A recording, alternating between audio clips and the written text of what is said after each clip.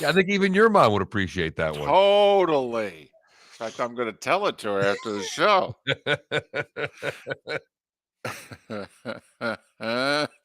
'Cause that is definitely something my mother would do. Golly.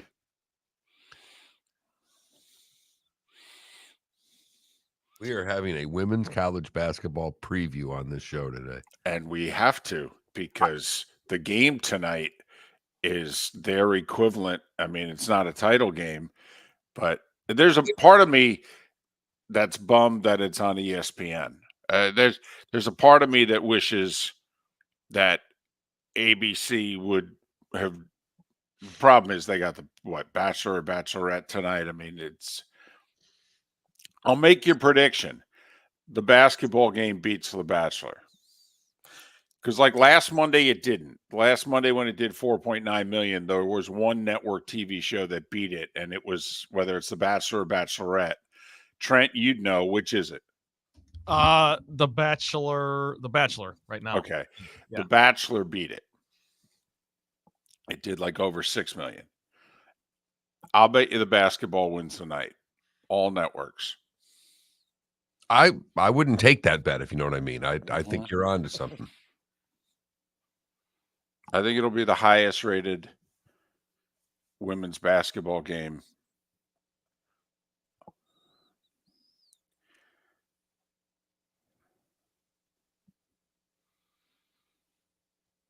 And the problem is, doesn't the winner of this game play South Carolina?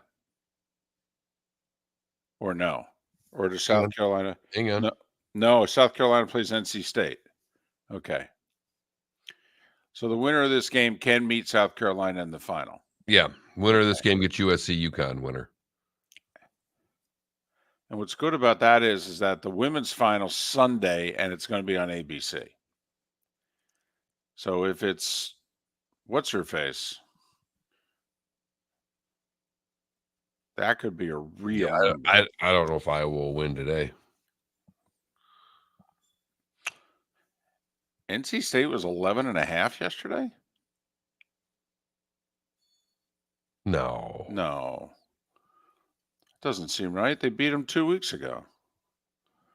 I mean, I could see unless he's saying NC State women.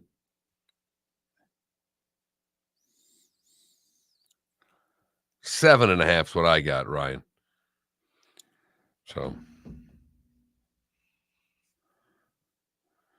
Ryan, what do you mean Purdue plus 3.5? Where was Purdue an underdog?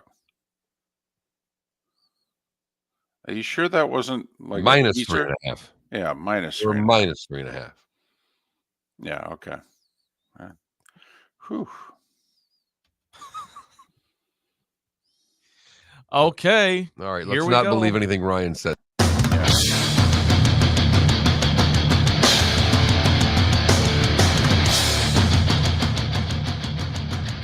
You are listening to Miller and Moulton, exclusively on the Florida Sports Network.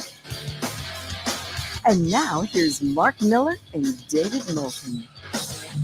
Top of the morning to you on this April Fool's Day. Hope you had a great holiday weekend. Thanks for starting your week off with us. How the heck are you? We are Miller and Moulton, millerandmoulton.com, Miller_Moulton on X. Top of the morning to you, Mark. How are you?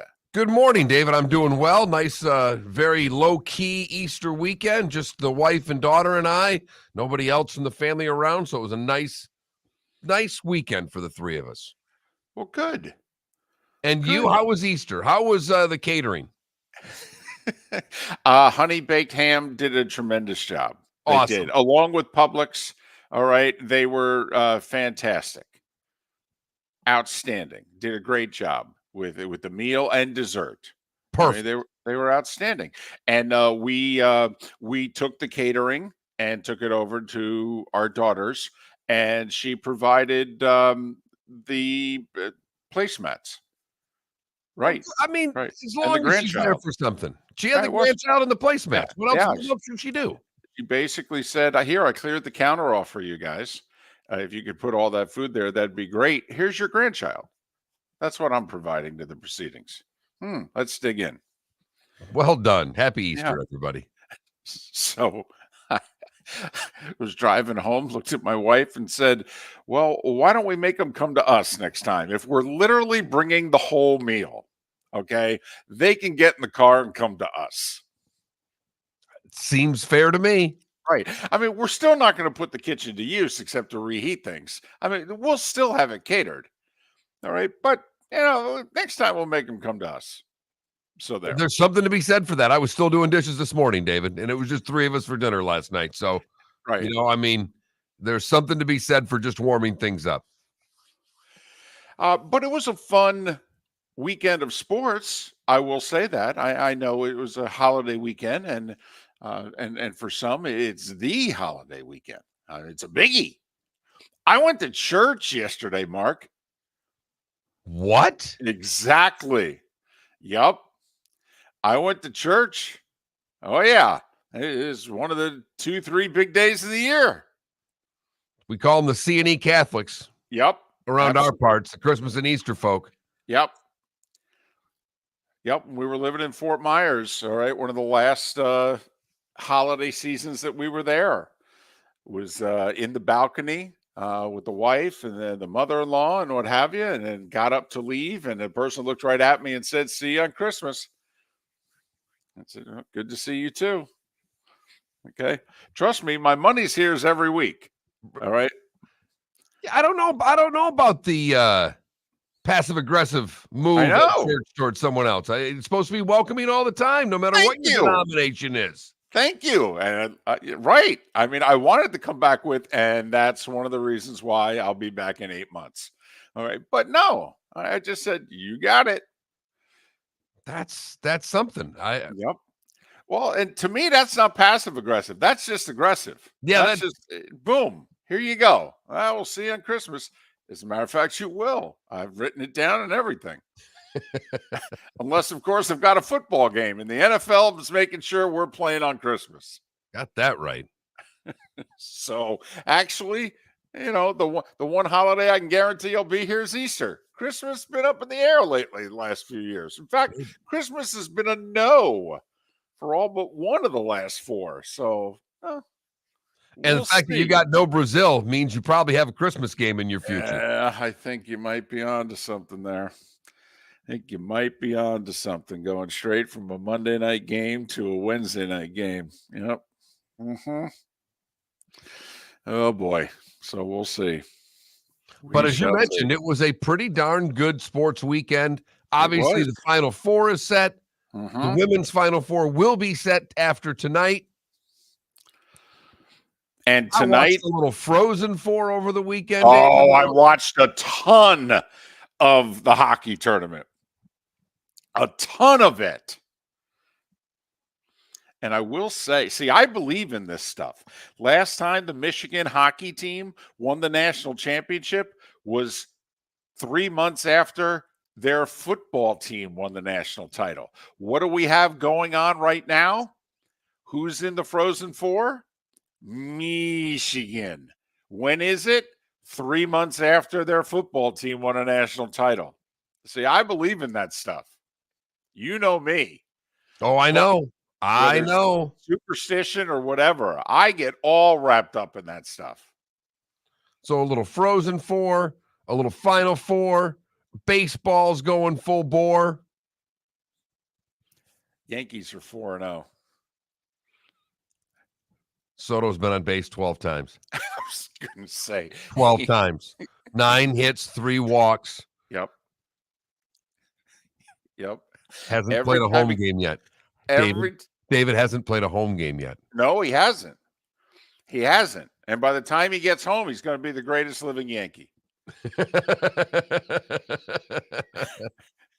going to vault right past Jeter and Mariano Rivera, and he's going to be the greatest living Yankee by the time he gets home. Yep. You know what? If they had a sense of humor on the Yes Network, the network that televises Yankees games, if they had a sense of humor, every time he gets on base, they should have a cash register sound. Cha-ching. All right, that's what they should do. Every time he gets on base, they should just, and there's Juan Soto on first. Cha-ching.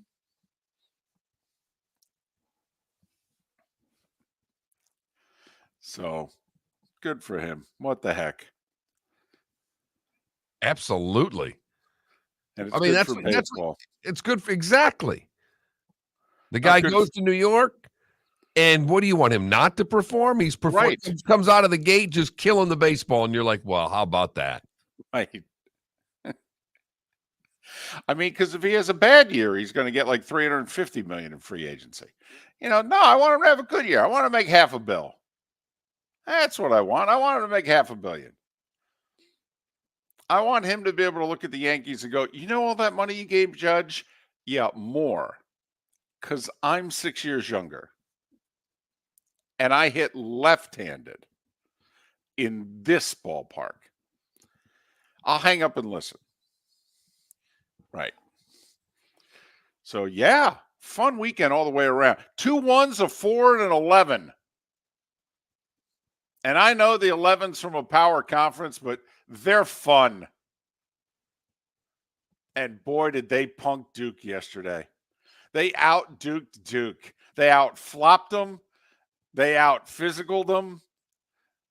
They out threed that. They out offensive rebounded and threed them. That's my favorite, because that's what Duke to me is the most annoying team in the world, because when you think you've got them, you play a great defensive stand, somehow they get a rebound, tip it back out, and bury that second 3-pointer, and you're like, son of a.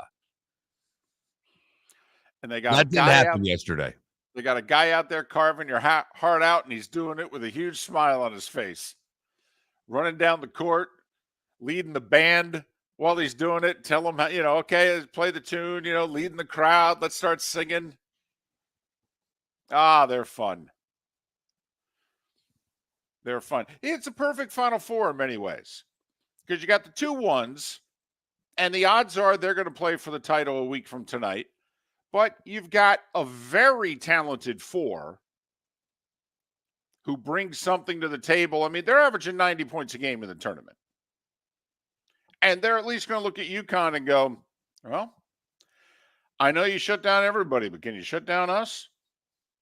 Because we've played some good teams, by the way. Nobody shut us down.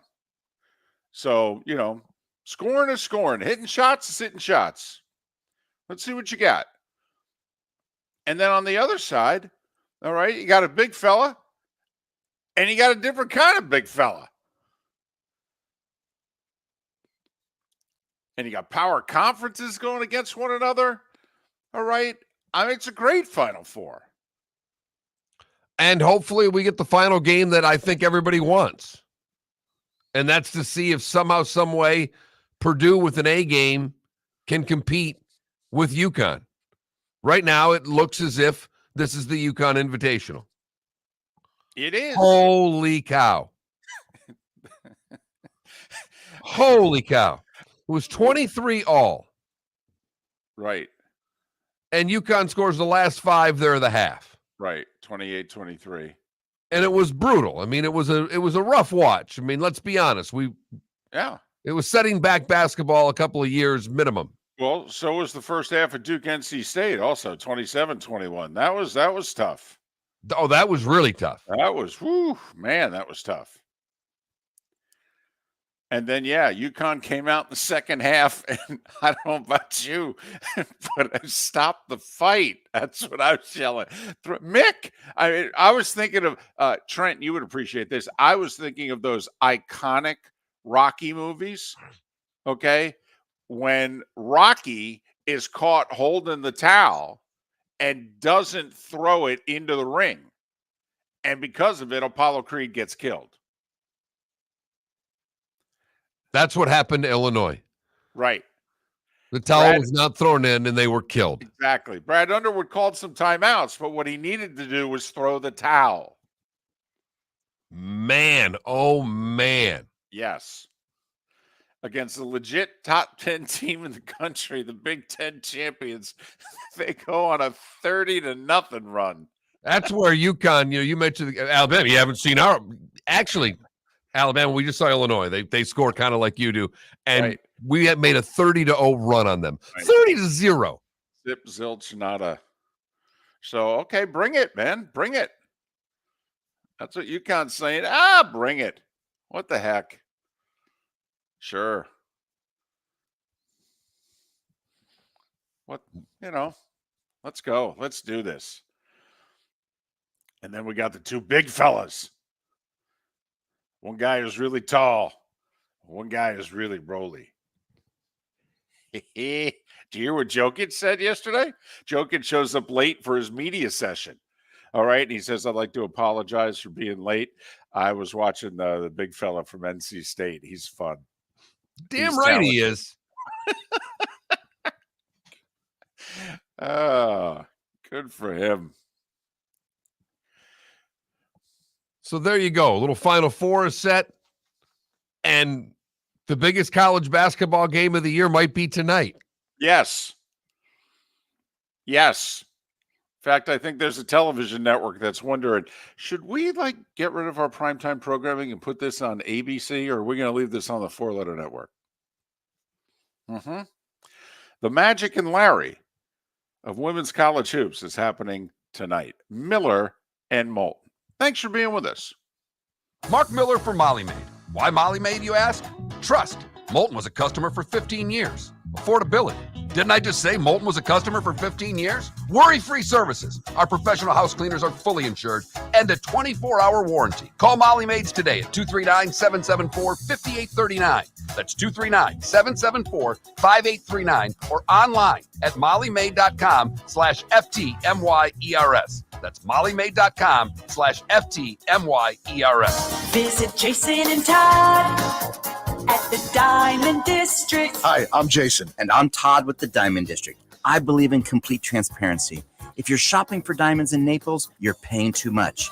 If you're shopping in the Cape or Fort Myers, you also won't see the selection you deserve to have.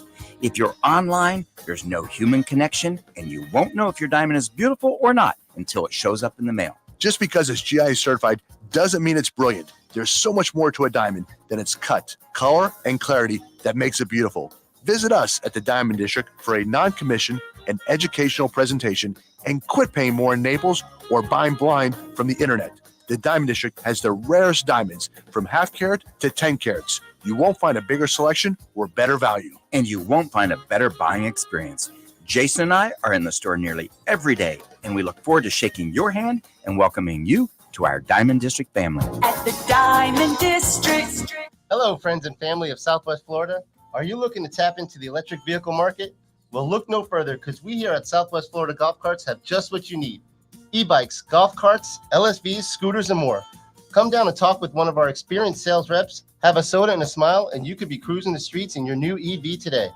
Stop by the store or visit our website at flgolfcarts.com and enter for a chance to win $100 off your next purchase by answering John's monthly sports question. You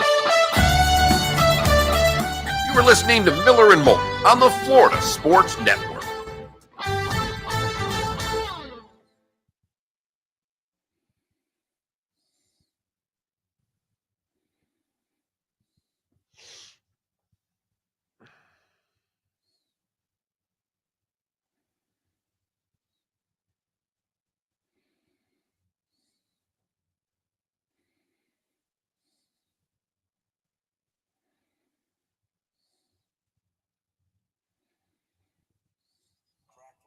Make it easy and schedule with SafeLine because you can track us and see exactly when we'll be there.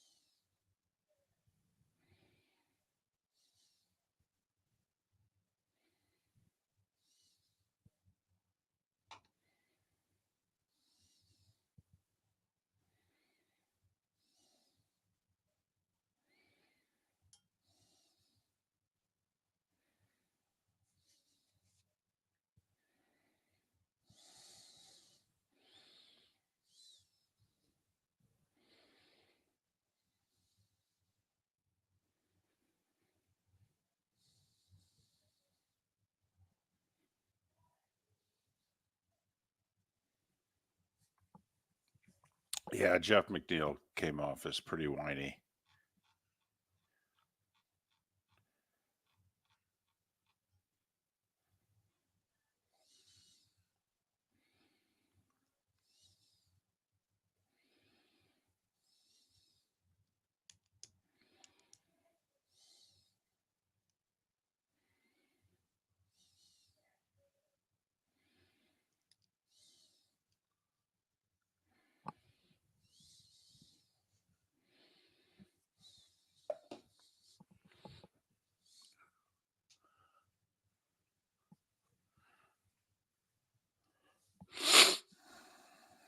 Stop it, Grizzle.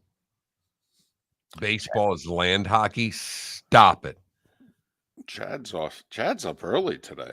Yeah, well, he's comparing baseball to hockey. He might have his chat license revoked. Also, take it easy, Grizzle. I mean, it's 6:20 in the morning. That's 5 comments in a row. Relax. It's land hockey. Take a deep Good breath. gracious. There, big fella. Big. Hey, you do it We every all year. do. You do it every. We did too, man. Here we go.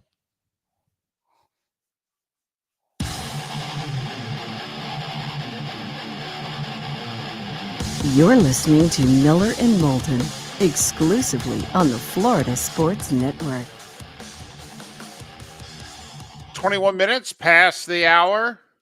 Thanks so much for waking up with us. Hope you had a nice holiday weekend. Thanks for starting your week and your month off with us. Miller and Moulton, Florida Sports Network, millerandmoulton.com, Miller_Moulton on X. Hey, do you believe in April Fool's Day? I love him. I just kind of played a half one on David right there. See, we do a Zoom call basically so we see one another. And David had that whole hyped thing, and I started mouthing my response to him. And he's immediately checking his headphones to make sure they work. I'm like, wait, it just, problems already. Thought we were good. Do you believe in, do you like April Fool's Day? Did you ever pull an April Fool's Day prank? Are you into April Fools? I like April Fool's Day pranks. I pulled off many on my mother growing up as a child. My uncle, my dad's brother, he was my godfather, and he used to do a lot of things with me. And he was very good at coming up with very rotten ideas to trick my parents on April Fool's Day. And I used to, kind of do what Uncle Tom said. He was that cool uncle.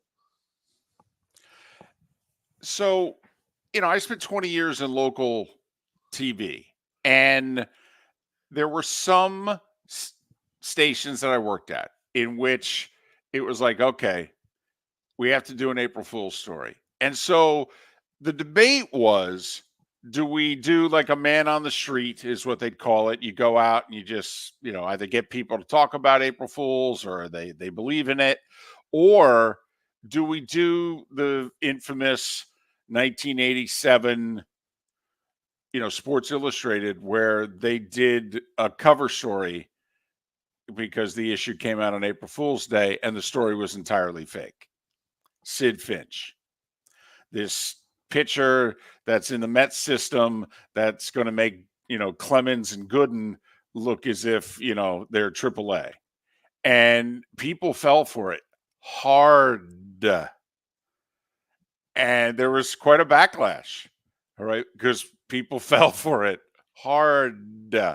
I did. I mean, as a kid, I was young, and Sports Illustrated was a big deal. Sports Illustrated was the sports Bible. You couldn't wait for that to get to your mailbox and ran to get it. And I would get home from school. I was the one that got the mail and right to Sports Illustrated and read the whole article, hook, line, and sinker, David. They got me. And so there were a few stations that I worked at, Mark, in which it was like, okay, we need to pull a prank. How are we going to do it? And so, and it usually, it can't be necessarily the reporter because that was the fine line, Mark. You didn't want to damage the reporter's credibility. If you had a features reporter, okay, the reporter could kind of sort of be in it. So it usually took local city officials, You needed like some government officials. Maybe you needed some people in sports. Like I did an April Fool's prank one year at a station that I worked at. I got a couple of the local people in the sports community go along with it. All right. But those to me, that's the only April Fool's pranks I was ever a part of. It was either the station or I did one and pulled it off pretty well, I thought. And then at the end of the newscast, we had to go, by the way, April Fool's. Because that's the other thing. You always ran the story near the end. It was like our kicker, if you will, which is usually the feature-y, feel-good story. And then everybody, and then one last look at the weather. Exactly. They got us again. That's a good one, David. And now our final look at the weather. Right. And then, that great anchor banter that we all just, I mean, are there 5 things in the world better than fake anchor banter? It's one of the beautiful things. Anchorman has so many wonderful things about that movie. But when they're cursing one another with the banter, yep, and just being as rotten as they can to one another, mm-hmm. that's how most anchors probably feel. At least once. I will say I did work at an NBC affiliate in Wilkes-Barre in which the anchors hated themselves so much we had to script the crosstalk. They were completely incapable of faking 8 to 12 seconds of banter. Completely incapable. Loathed each other. I mean, it was great, Mark. It was like imagine if you and I absolutely positively hated each other and we go in for contract negotiations and the number one demand that each of us had was to get rid of the other. All right. That's how these two felt about each other. Boy, that's some crosstalk right there. It was so good.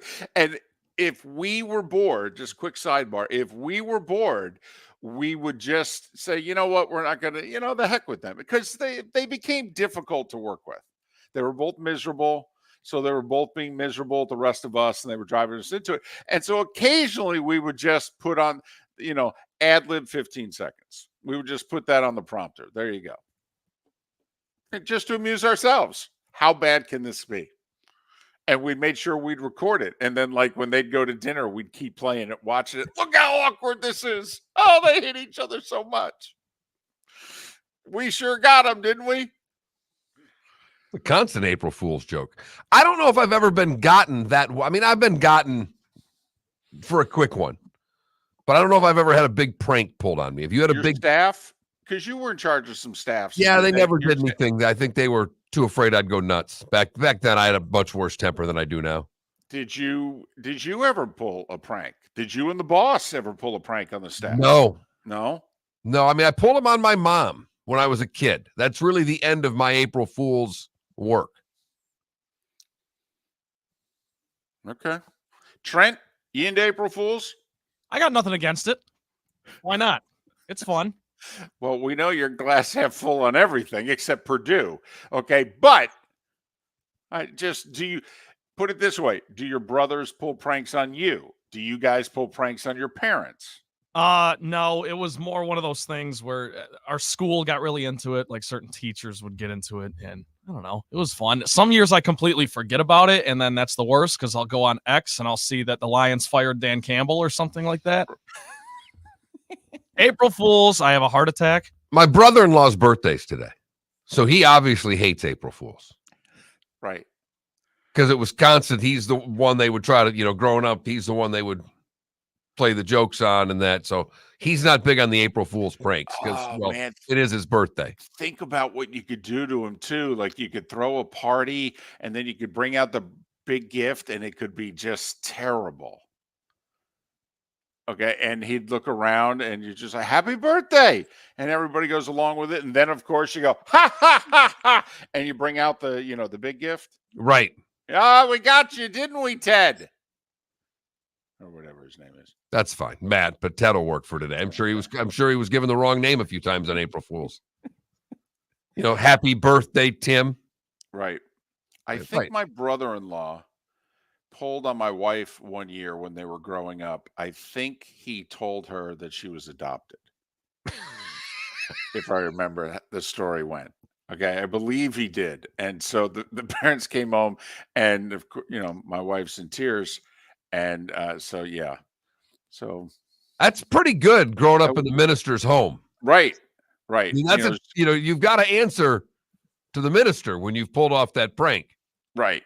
Well, the minister's at work most of the day, and then mom was a teacher also. So, I mean, so there was time alone in the house. And I believe he convinced her one April Fool's that she was adopted. That's Okay. mean. Yes. As a matter of, and it's just the two of them too. There are no other siblings. Right. hmm So I don't know if we do a poll question about it. If you're into April Fools, believe in it, ever pull a prank, something like that. I don't know, but it. I will say this: it's a noteworthy day in sports. Stick around to the end of the show for today was the day when. Well, a lot of good stuff went on today. Time to get to work for that segment. I've got no idea what he's talking about. I do know that the starting five, that's what we do next right here on Miller and Moulton. The law firm of Michael F. Hornung specializes in criminal defense, DUI, personal injury, nursing home claims, and auto accidents. I'm a former prosecutor with over 34 years of experience. The information I know is information you need to know. If you've been arrested for a DUI, time is of the essence to maintain your driving privileges. Call the law firm of Michael F. Hornung for a free consultation. At the law firm of Michael F. Hornung, we are committed to excellence in your representation. Being a local attorney with local knowledge is clutch to the success of your case. For over 30 years, we have successfully represented the citizens of Southwest Florida. For a free consultation, call 239-437-0095. That's 239-437-0095. Our offices are conveniently located in Fort Myers. Visit online at mfh-law.com. Visit Jason and Todd at the Diamond District. If you're in love and thinking about a diamond, you'll want to hear from my friends Jason and Todd at the Diamond District. When purchasing a diamond, you deserve a relaxed, stress-free, and educational experience. You want to have a good time and feel comfortable. You want selection, quality, and value. At the Diamond District, you'll get it all. With our team of non-commissioned diamond advisors, no one's in a rush. We care only about you and making sure your needs and wishes are fulfilled. You'll be wowed by our selection of GIA certified diamonds, stunning diamond bracelets, earrings, pre-owned Rolex watches, exotic ruby, sapphire, emerald, and tanzanite jewelry. There's something for everyone at the Diamond District, and all at the lowest prices anywhere. Jason and I love what we do and are in the store nearly every day. We look forward to shaking your hand and welcoming you to our Diamond District family. Visit Jason and Todd at the Diamond District. You are listening to Miller and Moulton on the Florida Sports Network.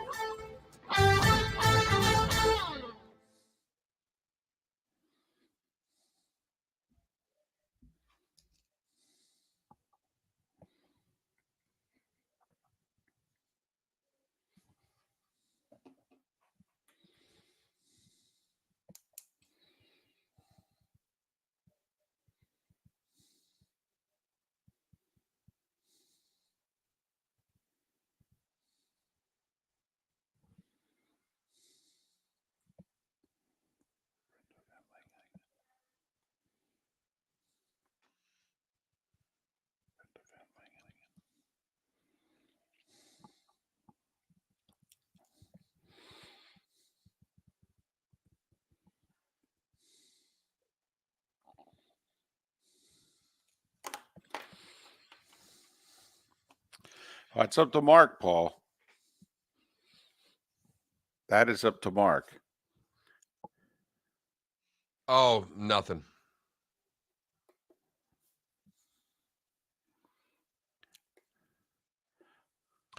Every time I read something that has Lupinella in it, I start doing Seth doing Lupinella. He was traded to the Royals today. Would go on to be AL Rookie of the Year. I do love this one. Today in 1970, John Lennon and Yoko Ono released they are having dual sex change operations. And people bought it.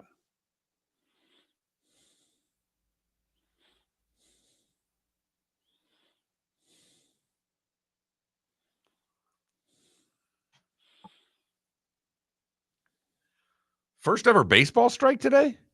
Mm-hmm.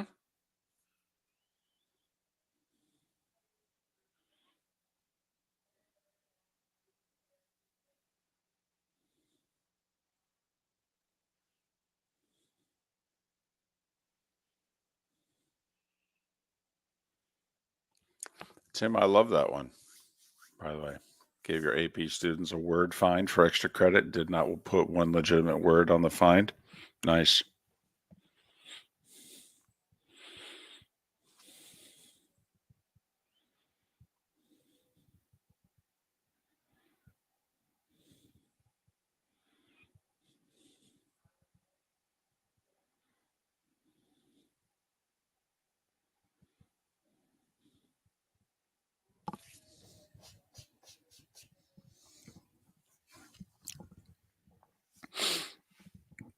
Oh.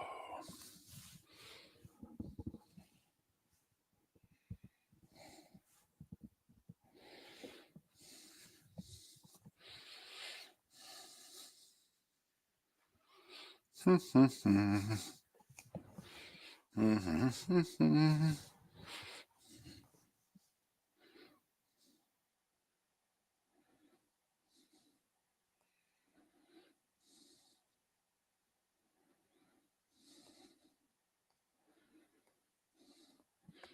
have no idea what you're talking about, EB.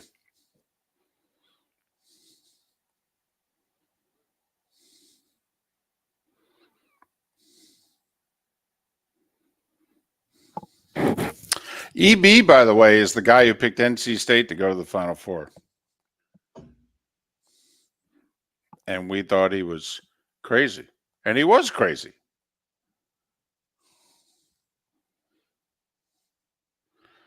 But he is riding it, baby. The chat room is telling April Fool's jokes today, David. So I just would be very careful with what you read off of the Twitch chat room today. Gotcha. They think they're really funny. Oh, okay. See? I don't, Adrian. I think LSU will win. Although I actually think it benefited Iowa to get out of Iowa. They played much better in the Sweet 16 than they did. Either of the first two games. I actually think it benefited them to get out of town.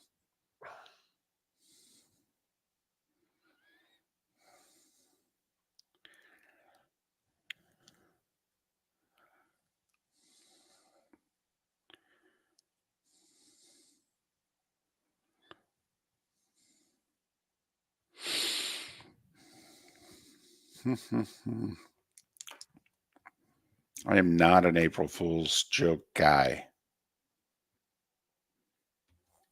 Here we go.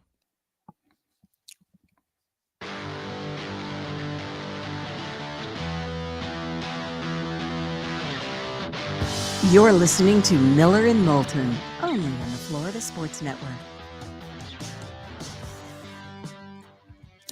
22 minutes before the hour. 1 hour from now, Bobby Reagan of Barstool will join us, talk about the men's tournament. A little over an hour from now, Brenda VanLengen of ESPN will join us to talk about the women's tournament and Iowa LSU tonight. Likely to be the highest rated women's basketball game, never mind college basketball game of all time in this country. And then we'll see who wins it as to whether or not the Final Four will get as many or more or less eyeballs. So that pretty much sums it up. Yeah. Fairly big deal. A rematch of the national championship game. This phenomenon that is Caitlin Clark going up against Angel Reese, Kim Mulkey, and LSU. I mean, two most polarizing teams in the sport getting it on. Winner goes to the Final Four, loser goes home. So that's part of what makes up the starting five. The starting five. 5 stories you need to know. It's the starting 5 on Miller and Moulton. Here's number 1. Men's Final Four set. UConn and Alabama winners on Saturday.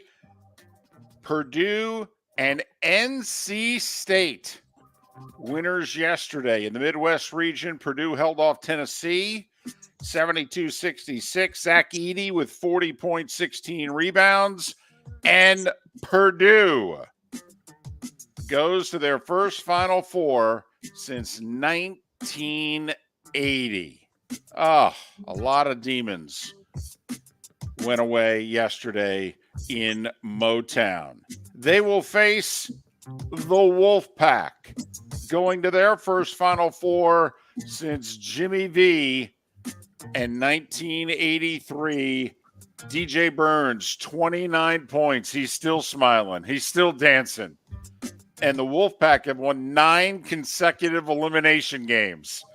They entered the ACC tournament on a 4-game losing streak. And they're 2 wins away from a national title. They took care of Duke for the second time in 2 weeks. And they punked them, too. Spotted them a 6-point halftime lead and says, we'll take it from here. Put 55 on the board in the second half. Wore out the Blue Devils, 76-64. Duke just missed another 3-pointer. They did.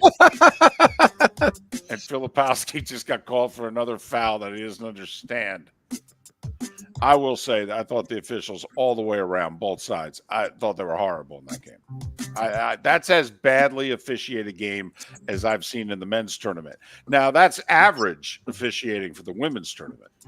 Whew, do they need to do something about the officiating on that? The level of play is far superior to the level of officiating in women's ball. Okay, but that's as badly officiated game as I've seen in the tournament. Both ways. Both ways. I mean, it took NC State 25 minutes to get a foul called on Duke, too. Okay, so it didn't determine the winner of the game, but it did impact the game. Well, and then they tried with the play when Filipowski throws it over the backboard and they call it off NC State, and then they tee up the coach. I mean, right. Who's one of the most mild-mannered guys, and all he was doing was walking closer to them because he wanted to get their attention because he wanted them to review it. And they teed him up for being out of the box. Kevin Keats doesn't curse, for goodness sake. But anyway, UConn, Alabama in one semi, Purdue and NC State in the other, Saturday evening in Phoenix. Meanwhile, on the women's side, South Carolina and NC State go to the Final Four. The Gamecocks are unbeaten. They're 36-0. They took out Oregon State by 12. Meanwhile, the third-seeded Wolfpack took out the top seed Texas, 76-66. For NC State, it's their first Final Four since 98. They also become the 11th school to send both programs to the Final Four in the same year. UConn's done it a bunch of times. Okay. And in fact, UConn twice has had both the men and women win the national title in the same year. But hats off to NC State. I mean, men and women both in the Final Four. How about that? Did you see the controversy in that NC State Texas region final? You mean the 3-point line not being at the right distance? Well, it was on one side of the court, but it wasn't on the other. And here's the funny thing.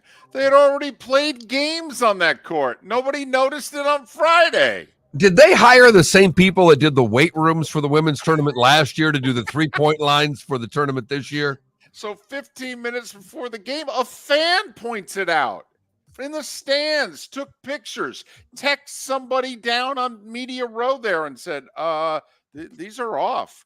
They showed it to the ref. Sure enough, they look.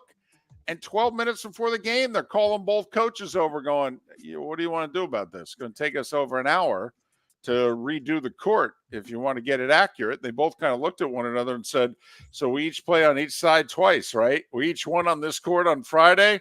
What the heck? Let's just play. Tonight, UConn women are playing and nobody cares. They're taking on USC. Whatever. Because at 7 o'clock, Iowa and LSU are going at it. Caitlin Clark, Angel Reese, Kim Mulkey. Yeah. Iowa, 1.5 favorite. 10 million's my prediction, by the way. 10 million on ESPN on a Monday night. The Bachelor does between 6 and 7 million on ABC, which is normally the highest rated program of the night on all of television. Remember, it was a week ago on a Monday night that West Virginia Iowa women did 5 million on ESPN. This is Iowa LSU. I hope you're right. I'll go under ever so slightly. The winner of the two games tonight joined South Carolina and NC State in the women's Final Four Friday, Sunday in Cleveland. By the way, remember Nova Southeastern last year? Undefeated men's Division II champion. They made it all the way back to the championship game yesterday, lost on a 3-point shot with 1 second to go. Minnesota State men joined the women in winning the D2 national title.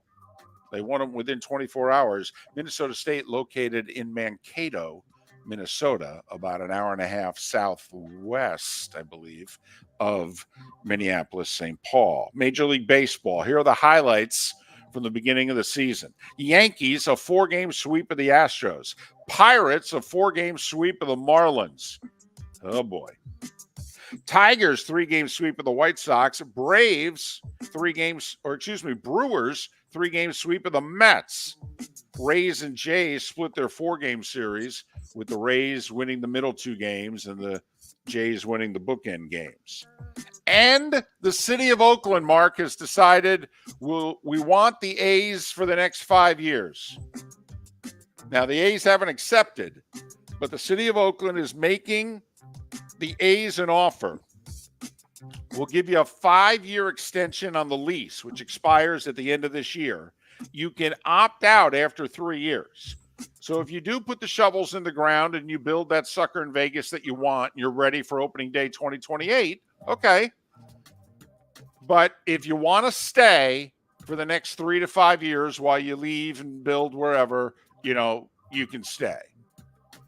And the A's are going to consider it. I did 13,000 on opening night. If I'm the ball club, I actually leave. I go to Sacramento. We're done. We go.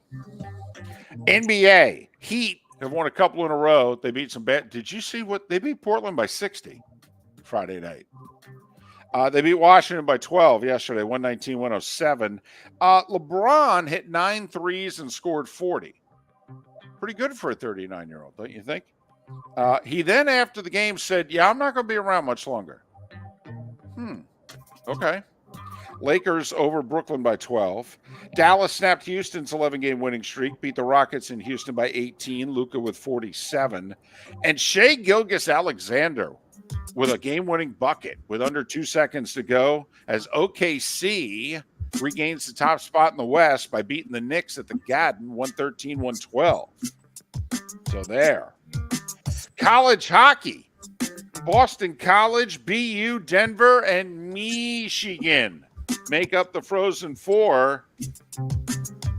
Last time Michigan won the national title in hockey was 3 months after their football team won the national title. What happened 2.5 months ago?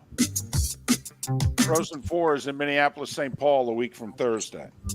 NHL, final 2 weeks of the regular season. Bruins are 2 points ahead of the Panthers, but the Panthers have a game in hand for the division title. Boy, the Lightning are red hot. They took care of the Islanders over the weekend 4-1. They're 8-0-1 in their last 9. They're just 4 points behind the Leafs for third place in the division. Rangers have the most points, not just in the East, but the league right now. They're 3 points ahead of Carolina and Boston with a game in hand on both for the top spot in the East. In golf, Scotty Scheffler hadn't missed a putt inside of 7 feet all week to the final hole when he needed one for birdie to force a playoff. He missed, and Steven Yeager, the German wins the Houston Open by a shot over 5 guys, including Scheffler and Finau. LPGA Tour, don't look now. Nelly Cordes won 3 in a row. First American to do that since Joanne Carner in 1980. She won by 2 in the Ford Championship. And in NASCAR, Martin Truex Jr. dominated. So, of course, there was a wreck with 2 laps to go, and they had to go to, the pits and then, green, white, checkered. And Denny Hamlin jumped the restart, beat Truex. Truex was not happy about it. And NASCAR, of course, said, oh, no, it's fine. There's nothing to see here. Ross Chastain finished 15th. He's 9th in the points. And at 10 minutes before the hour, gentlemen, that was the starting 5 every weekday morning at this time on Miller and Moulton.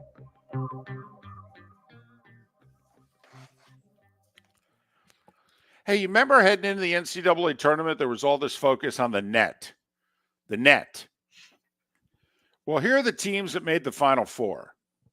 They went into the tournament. Their net rating was 2, 3, 9, and 63. Because outside of the 63, that's yeah. And if Duke had made it, it would have been 2, 3, 9, and 10. So NC State's the outlier. And for what it's worth, by the way, NC State, 3 of their 4 wins were against teams whose net was 27, 14, and 10. The Oakland net of 126 skewed it a little bit. Well, it goes the other way, too, in some cases, because Auburn was 5. They lost in round 1. BYU was 12. They lost in round 1. Oh, yeah. No, totally. Houston actually was 1 and got beat in the Sweet 16. I did feel badly. I mean, your best player, arguably the best guard in the country, 10 minutes into a Sweet 16 game and he's hurt and he can't play and you end up losing by 3. I mean, Houston doesn't lose that game if he plays. And then does NC State beat Houston? I mean, they could beat Duke. They knew that. They beat them 2 weeks ago. But do they beat Houston? I mean, those are sometimes the breaks you need. And they're able to get them. I'll tell you, watching, the thing that gets me is with the DJ Burns thing is after the game, how, Tracy Wolfson's all ready for this excited interview. He's such a calm young man. Mm-hmm. For as excited as he is on the court, when you put the microphone in front of him, he calms right down and just gives you a straightforward interview. And I think Tracy was looking for a little more hoopla and just got, just kind of what we expect. Well, also, did you listen to what he said? She asked basically, how have you guys pulled this off? And he said, well, basically, we got our together. Yeah. Guys stopped being late. Okay. They stopped, they started doing what they were supposed to on and off the court. Okay. We started playing for each other and not just ourselves. I'm like, whoa. This is an interview. Yeah, she could have followed up with a few more there. I know there's only so much time we got to get to whatever we're doing next, but yeah, they were way over. Way over. I mean, that game went 42 minutes. They threw it to 60 minutes at 7:42. I mean, you just get your clock's running. Go. But I was with you when he said that. Guys are showing up on time. Yeah. Wow. Huh. Well, it's true. 3 weeks ago, they were talking about firing the coach. And now they're going to put a blank piece of paper and a pen in front of them and say, fill out what you think is fair. Not that about a good couple of weeks. I was going to say, not that the fortunes change for programs and what have you during the madness. No, not at all. Thanks for being with us on this April Fool's Day. Miller and Moulton. Mark Miller for Molly Maid. Why Molly Maid, you ask? Trust. Moulton was a customer for 15 years. Affordability. Didn't I just say Moulton was a customer for 15 years? Worry-free services. Our professional house cleaners are fully insured and a 24-hour warranty. Call Molly Maids today at 239-774-5839. That's 239-774-5839 or online at mollymaid.com/FTMYERS. That's mollymaid.com/FTMYERS. The law firm of Michael F. Hornung has successfully represented the citizens of Southwest Florida for over 30 years. As a former prosecutor, the information I know is information you need to know. If you've been arrested for a DUI, a criminal matter, or involved in an auto accident, call the law firm of Michael F. Hornung. I'm a local attorney with local knowledge to assist you through the process. For a free consultation, call 239-437-0095. That's 239-437-0095. Offices in Fort Worth. Visit Jason and Todd at the Diamond District. If you're in love and thinking about a diamond, you'll want to hear from my friends Jason and Todd at the Diamond District. When purchasing a diamond, you deserve a relaxed, stress-free, and educational experience. You want to have a good time and feel comfortable. You want selection, quality, and value. At the Diamond District, you'll get it all. With our team of non-commissioned diamond advisors, no one's in a rush. We care only about you and making sure your needs and wishes are fulfilled. You'll be wowed by our selection of GIA certified diamonds, stunning diamond bracelets, earrings, pre-owned Rolex watches, exotic ruby, sapphire, emerald, and tanzanite jewelry.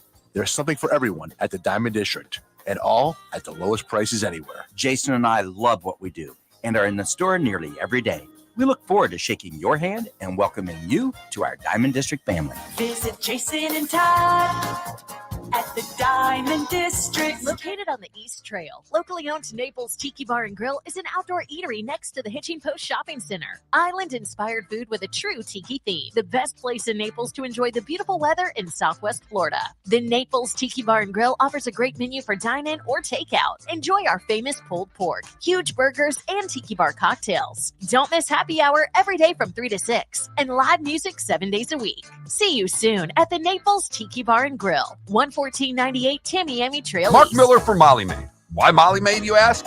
Trust. Moulton was a customer for 15 years. Affordability. Didn't I just say Moulton was a customer for 15 years? Worry-free services. Our professional house cleaners are fully insured and a 24-hour warranty. Call Molly Maids today at 239-774-5839. That's 239-774-5839 or online at mollymaid.com/FTMYERS. That's mollymaid.com/FTMYERS. We're listening to Miller and Moulton on the Florida Sports Network. Kilos, I think it's been fun. I think it's been an enjoyable madness. Have there been better ones? Oh, absolutely. But I think it's been enjoyable.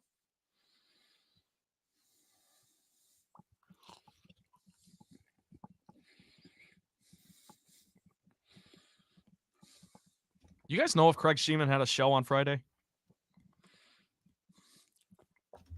Because the board was pretty much, it was left exactly how we left it, which is never the case. Which actually kind of threw me off in my routine this morning. I was looking at it like, what the hell? I think so. That's weird. Is it possible they ran a baseball game? And then, because all weekend, I'm sure they ran Westwood 1 and March Madness. Yeah, they don't need board ops anymore for most of that.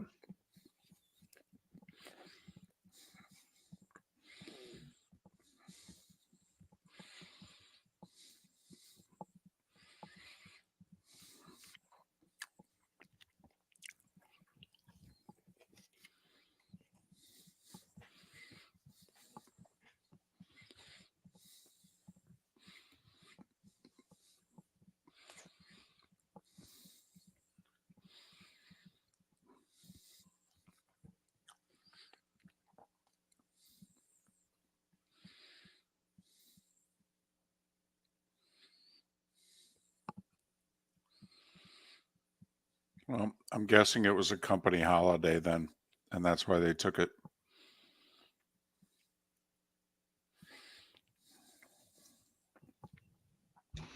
Oh.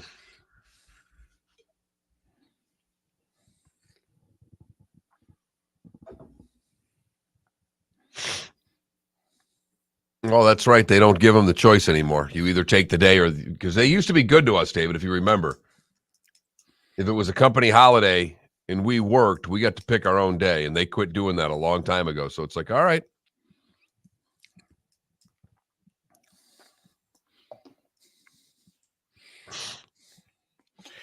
Which, of course, SEC me begs the question, why do you listen? Because from 3 to 5, it's better than what's on the other sports station. No. Just listen to something else. Well, if you don't like me, I mean, if you don't have Sirius, you're really limited.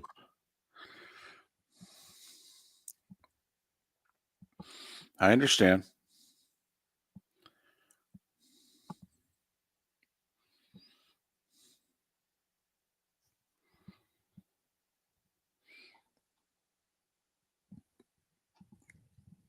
Did you catch a little ode to Vern? Yeah. Second half of the broadcast yesterday.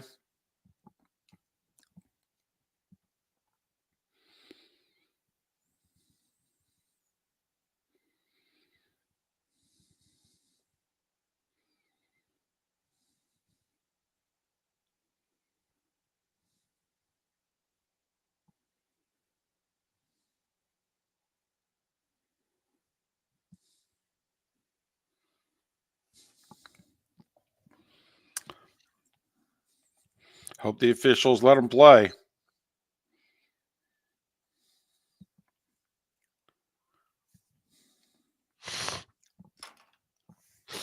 Those are big point spreads in the semis, though. 11.5, 9.5. Here we go.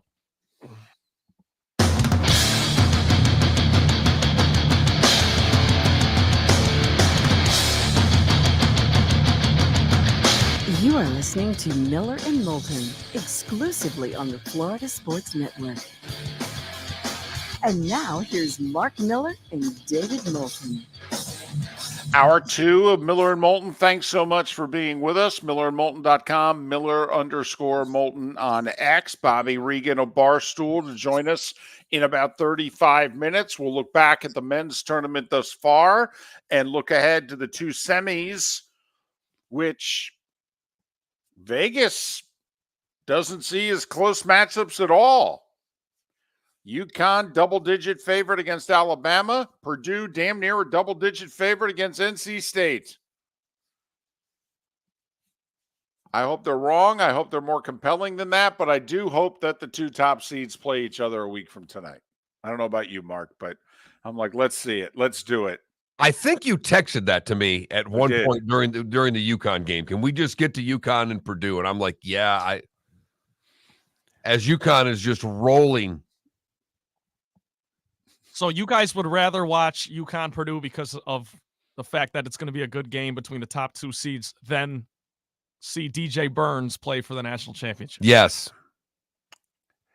Yeah, I want to see. There's been 3 teams all year that we thought were a level above everybody else. Houston got eliminated in large part because their best player got hurt mid-first half against Duke. Or otherwise, Houston, I mean, if Houston, put it this way, they lost by what, 3 to Duke? Was it 3, 6? I mean, it was close. And they played 3 quarters of the game without their best player. Do you think NC State beats Houston yesterday? No. If Houston's healthy? No. Although with the officiating yesterday, I don't know. I don't know if Houston would have had 7 guys foul out or if they only would have called 5 fouls. Honestly, I don't know. I don't know if that would have turned into mud wrestling or Houston would have been pulling people out of the stands to finish the game. But so it was Houston, Purdue, and UConn at various points in time that were the number 1 teams in the country. So when Houston got beat, Trent, I'm kind of like, you know what? Let's see it. Let's see the best Purdue team of the last, 40 plus years and the 2-time reigning player of the year, which we haven't seen in the sport in over 40 years, and a team trying to make history going back to back. Well, that makes sense. I don't think there's a wrong answer. I am biased because I don't like Purdue. I hate watching Purdue basketball. Why? Because why? Now, come on now. This team's got they got 3 guys that can shoot threes. They've got decent transition. They shoot 100 free throws a game. They're staggeringly boring, slow. I don't like Purdue basketball at all. I know. They're winning. And which, with all due respect, you watch Michigan State basketball. You find Purdue basketball boring? I mean, seriously. It's I I wouldn't mean, like come Michigan- on now. I wouldn't like Michigan State basketball if I didn't go to school there. Well, That's exactly. Exactly. I can admit that. I have no problem admitting that. And yeah, they shoot a ton of free throws. They're physical. This just in, they have a wall in the lane, a wall who can change pivot foots. That's tough to defend.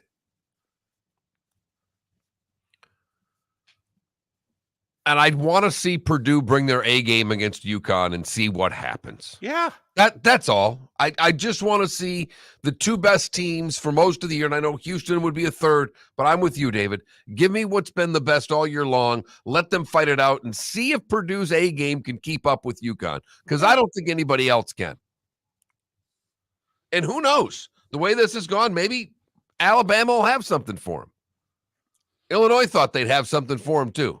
Trent, being the hoops aficionado that you are, I thought what Purdue showed you yesterday that you would have appreciated. I mean, Tennessee put them down 11 with 5 minutes to go first half.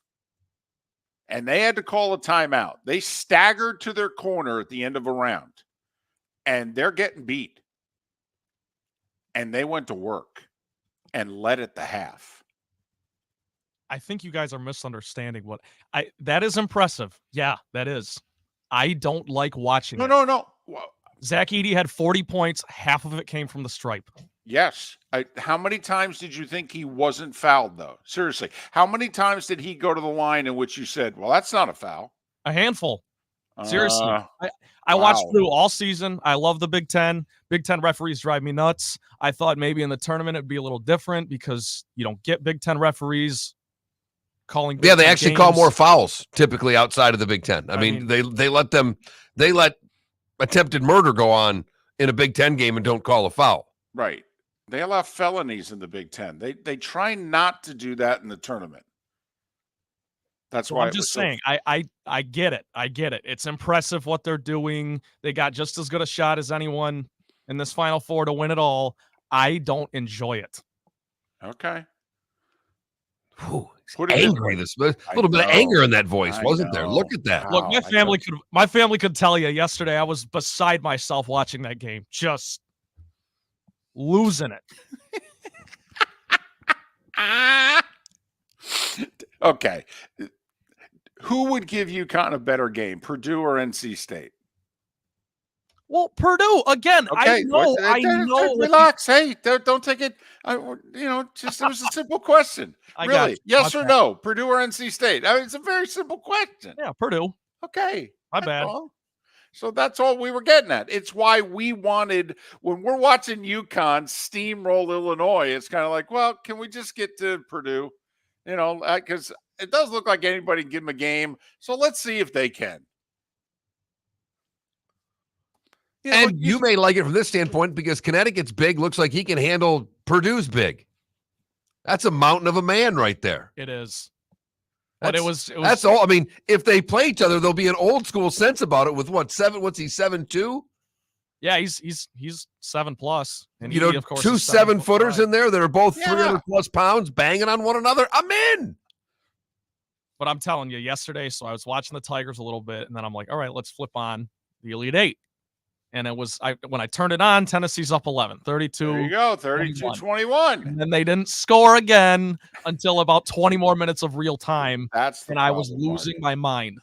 Mark, that's the problem. See, if he had seen the first part, he could have handled the Purdue run better, but he hadn't watched the first part. So the first 10, 15 minutes he gives to the game, Purdue goes, 15-2 to end the half, something like that, going to the locker room up 2. Right. So that's what he witnessed. And Tennessee's missing free throws. They're missing the front end of 1-and-1s. I mean, had Michigan State started losing to Michigan in hockey yet? No, they hadn't even started yet. Okay. So, yeah, Yinzer in the Twitch chat room wants to know, Trent, are you singing Rocky Top? Did you know the words? Okay. That's a good one. Oh, man. Big Ten hasn't won a natty in nearly a quarter of a century. The team with the best shot in a long time. He's like, I hate him. I hate everything about him. I do. I really do. I can't Okay. stand it. All right. Well, you won't have to watch it much longer. 1 to 2 more games. That's it. Yep, and then that phenom will be done. And by the way, I do have a buddy who was a manager on the Purdue basketball team for 4 years. I'm happy for him. I'm happy. I genuinely am happy for the fan base. I think that's awesome.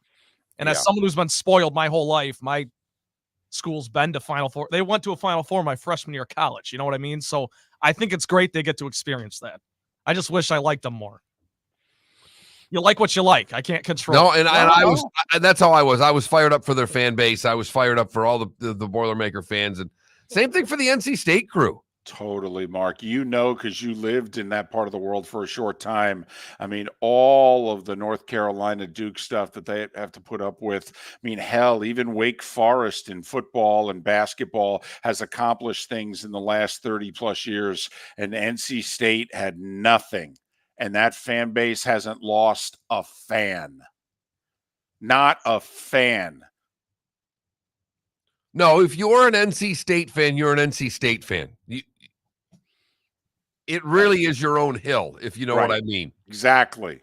And that's why I did, Raph's like, all of Carolina. I'm like, Raph, I hate to break it to you. I lived in Carolina. It ain't all of Carolina. All of Carolina is primarily North Carolina fans until you get to the farming country, and the farmers are NC State fans. It's an ag school. But by and large, that's North Carolina country, not North Carolina State country. And yesterday, for all those Wolfpack fans who have waited so long for this in basketball country, that was a great day for them. I mean, Bama had never been to a Final Four. Purdue hadn't been since the Carter administration. NC State hadn't been since Jimmy V. I mean, somebody asked in the Twitch chat room earlier, what have you thought of the tournament thus far? I think it's been fun. I love the storylines. Maybe you were rooting for other teams and what have you. Maybe some of the games could have been better. I don't know what to tell you. I mean, we got four amazing stories in the Final Four. A team trying to repeat, which has only happened once this century.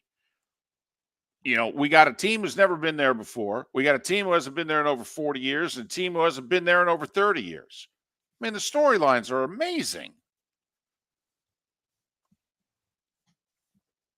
100%. And the first round provided us with a bunch of upsets.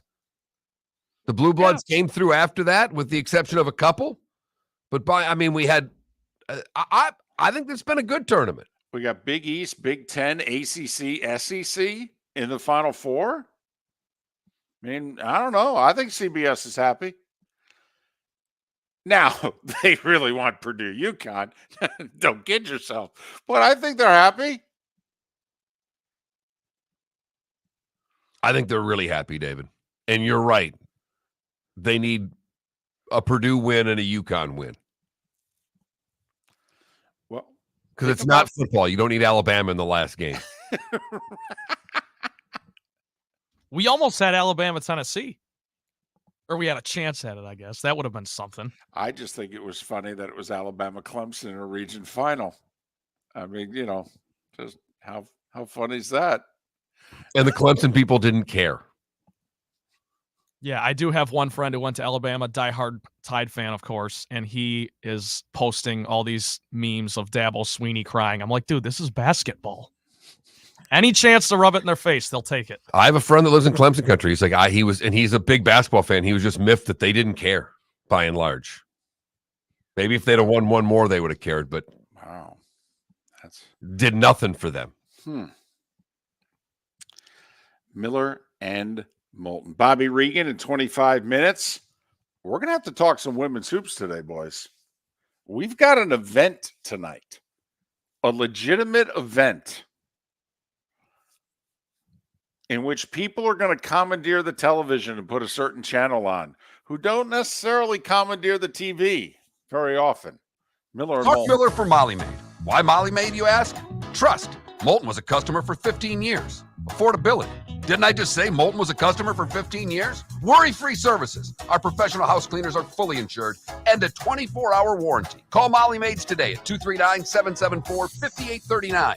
That's 239-774-5839 or online at mollymaid.com/FTMYERS. That's mollymaid.com/FTMYERS. The law firm of Michael F. Hornung has successfully represented the citizens of Southwest Florida for over 30 years. As a former prosecutor, the information I know is information you need to know.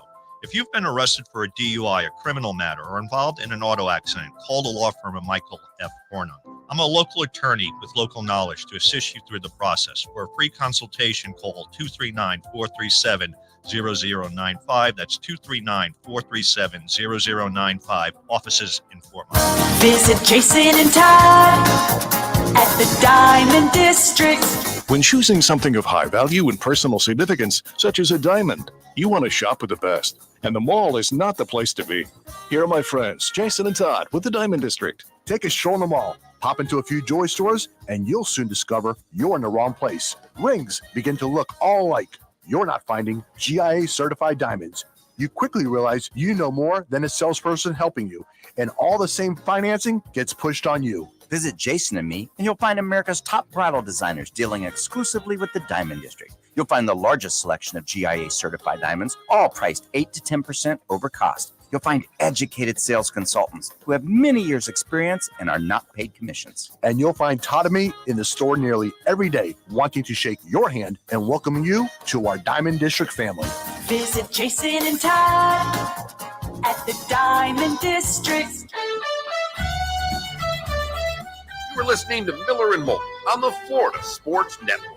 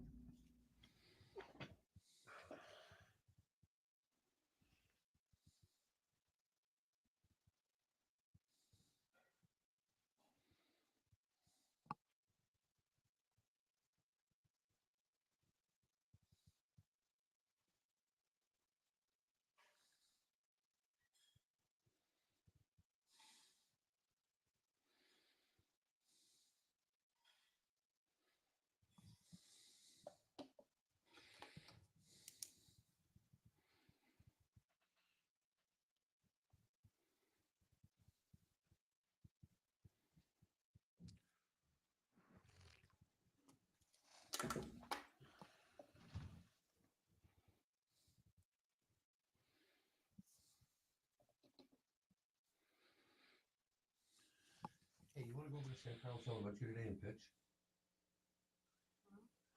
You want to go over to San Carlos Elementary and pitch today?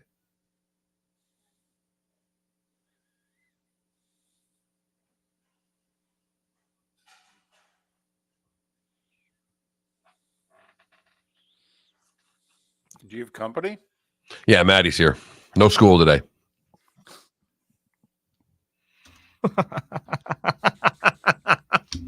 It's Easter Monday. I got to admit, that was never a thing growing up. Believe it or not, Friday. my spring break was Good Friday through the following week. Okay, now that's a different story. Okay, if they decided we're going to use Easter and then go into spring break, okay. But we never got Easter Monday off if it was a standalone. We got Good Friday off.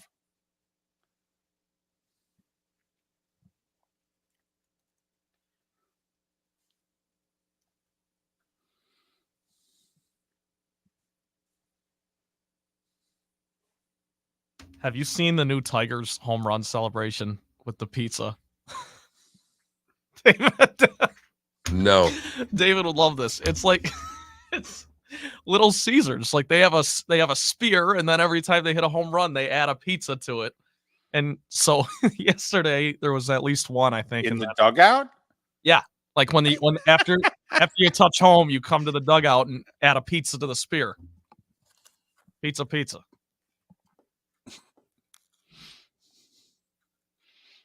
I like it.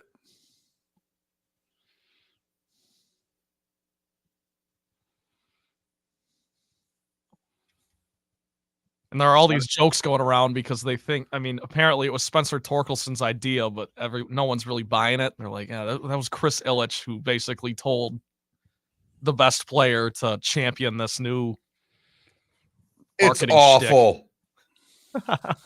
Oh Are my you watching God, it? it's the worst thing I've ever seen in my life.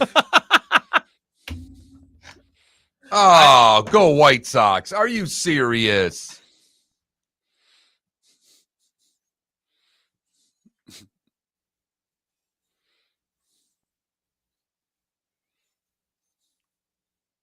Also, how about Benetti leaving the White Sox for the Tigers? That's the first series, and it's in Chicago. Exactly. Like, he hasn't even changed anything yet.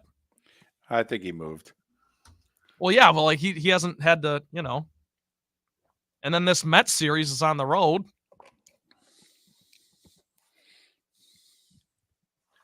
Cyan emailed me. It's supposed to snow Tuesday and Wednesday all day in Chicago.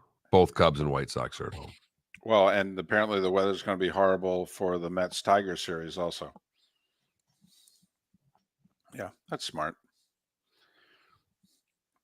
A, let's start the season March 28th. And then B, let's schedule the games where we're going to schedule them.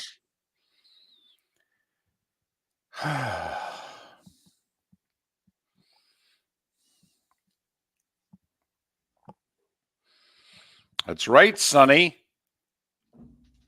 Yanks go to Houston. Sweep the Stros. Where are the garbage cans?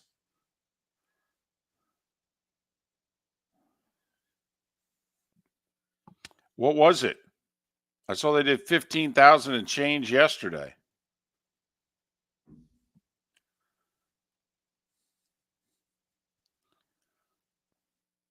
Oh, 13.6. No, that was Mark. Because I said over under 15. Here we go. And Mark said, I think 13 and change.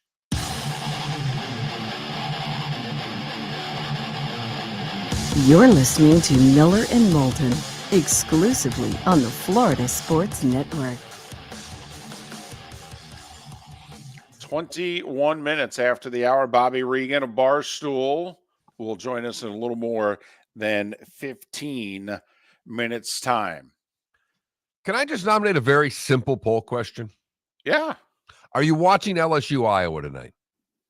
Done. And you have to answer honestly, no April Fools. Please don't skew our data. Don't you skew our data. I'm just saying. We've already had some people throwing comments around in the chat room. And we're gullible. I'm here for it. Gullible. Just saying, these poll questions, when we're trying to get the data, we got to get the data. Yes. Well, we do have thousands of people that respond to our poll questions every day. So I'm curious. Data. Because, David, if you're right about the number, then our yeses should be around 80%.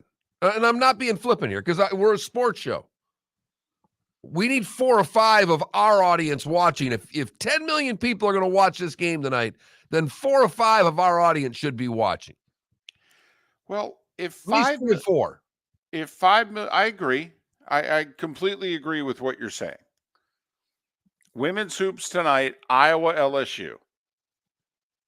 The two most popular / polarizing programs in the tournament.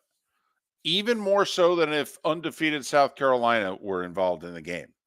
Because these two played for the title last year. Angel Reese and LSU won. Okay, Angel Reese and LSU did some, Iowa was a cocky team. They did a lot of talking. They were very cocky and disparaging in how they treated South Carolina in the semis last year. And so in the final, LSU gave it back to them. And some people didn't like it. You sprinkle on top of that, we got the hit piece with Kim Mulkey going on right now. Well, and then what the LA Times did. Well, what the LA Times did, quite frankly, somebody should be fired. Listen, you either stand by the story or you don't. Okay? They obviously had no problem printing. It was Ben Bolch, Bolch, who wrote the story. Now, I will say it was not a column. It was a story. And I will say, as a game piece story, it was unusual because it clearly took sides. I mean, he was anti-LSU. Now, I understand they were playing UCLA. You know, he's covering it from the LA Times standpoint. But to me, Mark, the story was something that columnist Bill Platsky writes. Correct. Not You're typically staff not writer. offering up opinions and generalizations about programs in a piece on a game. Right. Good versus evil. And something about debutantes in a negative fashion. I mean, they were the dirty debutantes against the milk and cookies. Right. Yes. I mean, that he referred to UCLA as milk and cookies, and he referred to LSU as the dirty debutantes. Right. I'm sorry. Can you have any more racial undertones to your comment? I mean, come on. Yeah. And Kim spent minutes Yes. And for a game piece, okay, she's completely in the right. And I know a lot of people don't like Kim Mulkey. She was completely in the right to rip this game piece story. Yeah, well, I'm not a fan, but she was 100% in the right to do what she did. So much so that apparently the editor of the LA Times read the story again and went, and changed it. The problem was changing it after the fact. I mean, whatever. Didn't meet our standards. Okay, now? But it did 3 hours ago or right, 6 hours ago or whatever right. it was when it was written. Exactly. So LSU, which feels as if everybody's dumping on them because the Washington Post story came out, I think Friday or Saturday, and the LA Times hit piece. And so here we go. And it's a rematch of the title game. LSU won it comfortably, by the way, beat them by like 15. And that's about what the game was, too. I mean, LSU had them. And so now here we go. Caitlin Clark, the phenomenon, against Mulkey, Angel Reese, and the defending national champions from LSU in a rematch. All right. Iowa's a slight favorite, 1.5 point favorite. And of course, this game's being played, well, where else? Albany. Right? How the hell? Come on, they pick these sites years in advance. I understand, David. I get it. Right. They don't have region finals in minor league towns for sports. I understand. They were in Portland for one. That's a big boy city. Albany? How many flights do you have to take to get there? Oh, come on, Mark. It's the state capital. Yeah, direct flights daily from the 3 New York airports. Right. I was going to say, I don't even know if there's a direct flight from Newark, to be honest with you. In fact, I'm willing to bet there's not. But, yeah. Here he is. Women's basketball at the greatest heights they've ever been. And they combine all the regions into 2 sites, Albany and Portland. And they can't get the 3-point line distance right in Portland. And the Albany Arena is only like 12,000, I think, when they could sell 32,000 for this game. I mean, literally, it's about a 2-hour drive. No, actually, it'd probably be less. I think it's a little over an hour, about an hour 15 drive. It's in different directions. Move the game to the Carrier Dome, for goodness sakes, and sell 30,000 more tickets. Albany. This is probably the most press that Albany's ever gotten on Miller and Moulton. Even though we're talking about Albany, like we're the LA Times guy previewing the LSU UCLA game. Milk and cookies, Albany. We'll say it's a nice minor league town. I mean, seriously, hockey. It's a minor baseball, league town. Yeah, it is. It's a AA town. It is. And it's hosting. But then again, I mean, at the time that Michigan State and Indiana State played in 79, that was in Salt Lake, right? Yes. Salt Lake was not a major league town at the time. They didn't even have the Jazz yet. So if we're following the plot, this is... Right. If this is Magic and Larry, Angel Reese and Caitlin Clark, And this is going to be that game in 79 is still the highest rated basketball game ever, 45 years later. I contend this will be the highest rated women's game of all time tonight. And I think it doubles the game last Monday night. If they drew 5 million for Iowa, West Virginia, what are they going to draw tonight? Yeah, I don't think it's going to be 10. I don't. I hope you're right. I hope I'm wrong. I would love to be wrong on this. This game is on every morning newscast nationally. ABC, CBS, NBC is doing something about this women's game tonight on every morning show. This game will make the evening newscasts tonight, previewing it. All right, Bobby Reagan in 10 minutes. Time now for our Molly Maid play of the day. Trent, what do you have for us? I usually have a bit of a script. I don't have a script today. I'm going unscripted. All right. Zach Edey, 40 points, but maybe the biggest play of the whole game was when he met Dalton Connect at the Summit with 30 seconds left to pretty much seal the deal. Connect, trying to get to the basket again. He blocks him. Gillis has it to Smith. And that is the roar of a Detroit crowd full of Boilermakers fans that watched Purdue make their first trip to the Final Four since 1980. So congratulations, even though I can't stand your brand of basketball, and I will really struggle if I have to watch Zach Edey cut down the nets without using the ladder, by the way. There's your Molly Maid play of the day. What can I tell you? Did you hear the disdain in his voice for that? I'm a proud Big Ten guy, except for you guys. I hate you. They're a disgrace to the Big Ten, actually. You Oh, serious? stop it. The best program in the conference. I gave him credit. I just gave him credit. him a backhanded slap credit. Unbelievable. Call Molly Maid today, 239-774-5839. See if they can clean up that mess that Trent just left on Miller and Moulton. The law firm of Michael F. Hornung specializes in criminal defense, DUI, personal injury, nursing home claims, and auto accidents. I'm a former prosecutor with over 34 years of experience. The information I know is information you need to know. If you've been arrested for a DUI, time is of the essence to maintain your driving privileges. Call the law firm of Michael F. Hornung for a free consultation. At the law firm of Michael F. Hornung, we are committed to excellence in your representation. Being a local attorney with local knowledge is clutch to the success of your case. For over 30 years, we have successfully represented the citizens of Southwest Florida. For a free consultation, call 239-437-0095. That's 239-437-0095. Our offices are conveniently located in Fort Myers. Visit online at mfh-law.com.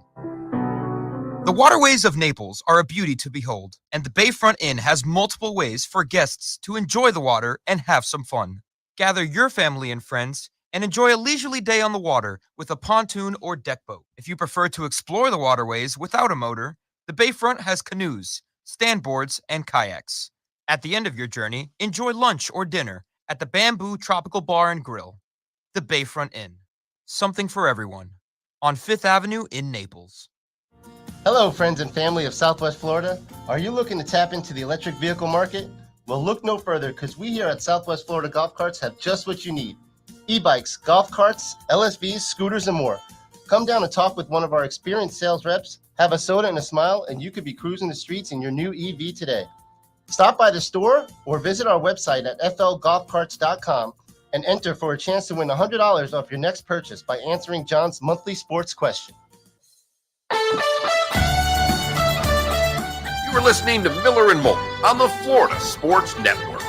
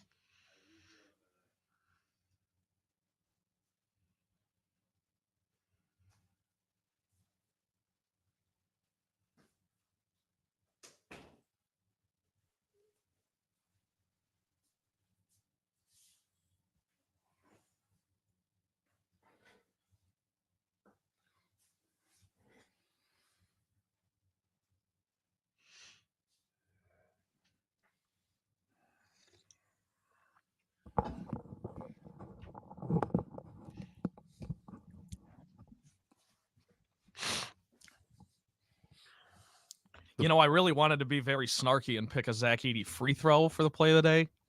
Couldn't find anything good. That was my original plan. But that would not have gone well, though. Wow. Really? You really think calling them a disgrace was better? No, of course not. It's all tongue in cheek. No, it's not. Sound it. No, actually. No, it sounds really genuine. Oh, I No. don't like them at all, but I'm, it's But you're not guys even are giving egging them me on a little respect. bit. I gotta like. Now I'm rooting for them to win the national title. Well, I'm definitely rooting for them to get to Monday and to have the lead at the half. Absolutely. I will be texting you incessantly. Got to find some good memes of Edie that I can just send you every once in a while. For my money, I think they're gonna win it all. I understand that they're very good at what they do and how they play. I don't like it. I like Matt Painter. Wait, you don't like Matt Painter? No, I said I like Matt Painter. Oh. He's awesome. Excellent. Great with the media. Class act. By the way, USC is getting 3.5 tonight. I know. And the UConn Duke game, took basketball back 30 years. That was horrendous. It was awful. I like LSU plus 1.5. I like USC plus 3.5. If I were to bet these games, that's what I'd bet. Sure, let's do it. Oh, good. I love it. We're betting against UConn and Iowa. Man, our roll's going to continue. Oh, we're on a bit of a downer here. No, that's what I mean.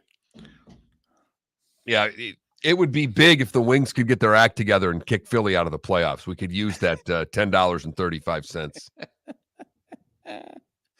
Well, the Flyers are giving them every opportunity. Yes, they are. They went through that easy stretch of their schedule and lost most of those games.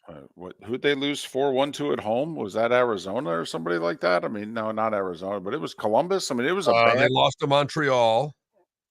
But didn't they lose 4-1 at home to somebody over the weekend? That's a bad team. Chicago 5-1. Yeah.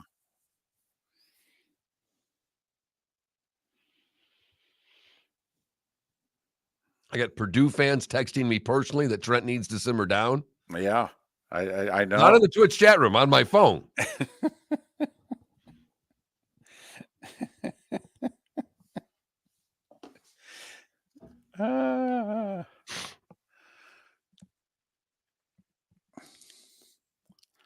Just Danielson really likes you too, so I can't wait to hear from Gary. Yeah, Gary's to see how he takes it. He really likes you. He thinks you should have your own show. Now I'm waiting for the text that says I got to get rid of you.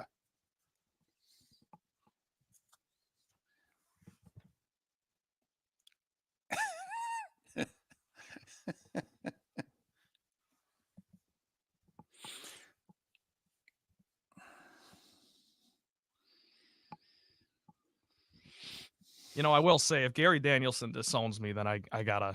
Yeah, I know. If you lose, work.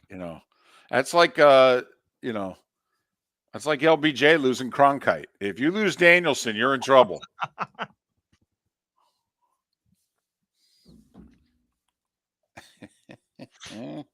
Very happy for the alums. Very happy for the fan base. Yeah, you sound it. I said it already. No, it's disingenuous. Here we go. Totally.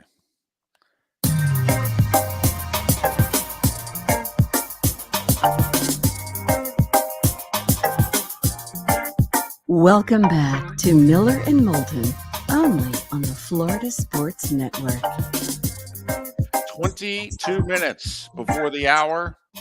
Thanks so much for being with us on this first day of April. And you know what that means. Our poll question, very simply, are you watching Iowa LSU women's hoops tonight? I think they do 10 million. I think it's the highest rated game ever for the women. Are you watching? That's our poll question. Yay or nay. He's been busy flying around the country covering the NCAA tournament. He's Bobby Reagan of Barstool. You can follow him on X at Barstool Reags, R-E-A-G-S. Bobby, it's David and Mark. Thanks for doing this. How are you? Good. How are you guys? Well, we are fine. So your thoughts so far on the last 10 days that have come and gone that ends up with 2 1s, a 4, and an 11 going to Phoenix? I would say it feels right. I mean, look at the recent Final Fours. Doesn't it kind of seem like, you have the one double-digit seed or, one somewhere in that 7 to 11 range. You have a couple top seeds, and then you have the mid-range seed of a team that's been, once talked about as, a top 5 team in the country or something like that. It feels right. If anything, though, this year it feels a little too chalky because of how many upsets we had throughout the regular season. But in the grand scheme of things, I think it's right. And we had the upsets in the first round of the tournament, but the chalk prevailed after that. Bobby, when you look at what UConn did to Illinois, is there anything that can stop UConn right now? I have no idea. Because how, what, you can't sit there and say, you take away Donovan Quinn. Okay, well, then Tristan Newton and Cam Spencer, and then you bring in Hassel as, the fifth starter who's got the most NBA talent. There's no head of the snake to cut off. You got to, you almost got to kill Dan Hurley to have a chance to beat them, it seems like. And I mean that quite literally. Dan Hurley cannot be on the sideline for UConn to be, to have a chance. They are rolling. They are now in that upper echelon. If they would, if they win the title, for sure, they're in that upper echelon of you talk about dominant teams over the last 25 years. It's a short list that they're on, right? It's 2012 Kentucky, 2018 Nova, 2007 Florida. That might be about it.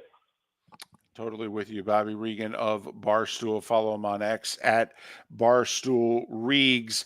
I mean, Bobby, it's not that they've won 10 straight tournament games. They've won 10 straight tournament games by double digits. I mean, and with two not completely different teams, but I mean, didn't he replaced 3 of his top 6 guys off last year's team? Yeah, that's what makes it crazy is, this isn't the Florida situation of, hey, we're bringing everybody back and doing it again. It's we had to go replace, 3 NBA caliber players who were also our best, 3 of our best players. And they've done it no problem. I think they're better this year than last year. You're right. Hey. That's scary.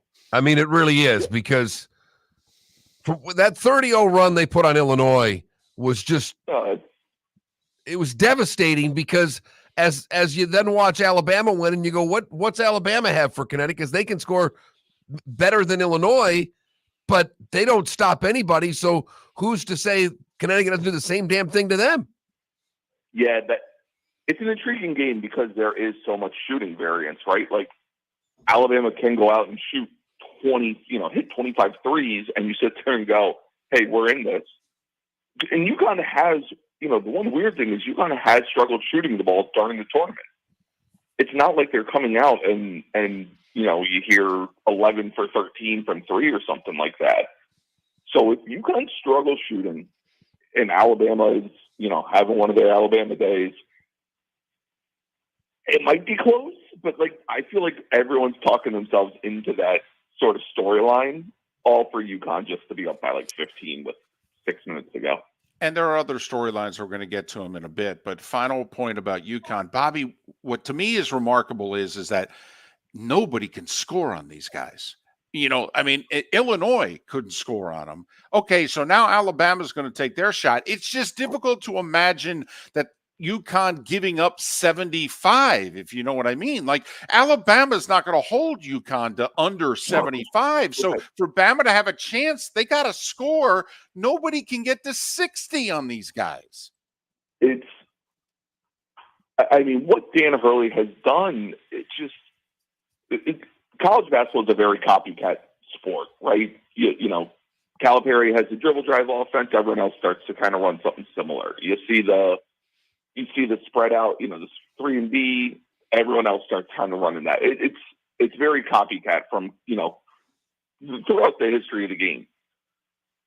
What Dan Hurley has done and the sets that they run and how he gets these guys to kind of buy into everything, and the way that they just move, they almost feel not vulnerable because no one else can copy that. Like, there hasn't been another team to go, we're going to do what UConn does and implement it. And now here we are, as like, we're the 3 seed that looks good all year. No one has been able to copycat what Dan Hurley's done. And that's what's terrifying if you aren't a UConn fan. Bobby, one of the reasons I've always liked you is our mutual hatred of Duke. And easy to do. And it is. And I figured out this morning, our producer, has the same hatred that you and I have for Duke to Purdue. And he's a Big Ten guy. He went to Michigan State. He has this hatred for Purdue. So I want you to, take him off the ledge, maybe as to how to help yourself when there's a good team. This Purdue thing may not last. Duke seems to always win. But when you have that hatred and they lose, when that team beats you, can you help Trent get over his hatred for Purdue? Yeah, it's better than watching Tennessee, who's a garbage program out there. So you won, Purdue won for America to keep me happy. Because I was staring down the barrel of a Duke Tennessee Final Four game, which that would have been brutal. As a proud Kentucky guy, I can see where that would bother you a little bit, Bobby. That would have been, the fact that I would have to sit there and watch it and come up with something to talk about because of it. I think I might want to got a UConn tattoo, just because it's like I need UConn to take care of business now. Quick sidebar. Now we have a lot more fun to do. Quick sidebar. Are you surprised they brought Calipari back? Yes and no. I mean, there just isn't that option out there in the coaching world. Like when Calipari got hired originally from Memphis, everyone knew it was the fit. Hey, Gillespie's fired, you're hired, bingo, bango, gone, bingo, bango, done. At the same time, I keep saying it, it feels, and we all know this couple in our lives, they feel like the couple who say they're staying together for the kids, they're going to therapy, they're going to change, then they get divorced after the holidays. That's what it feels like. Well, and you made the point. There's really no one out there that's a big hire to get. So that is troubling for Kentucky fan because it has to be seamless, doesn't it? I mean, to work.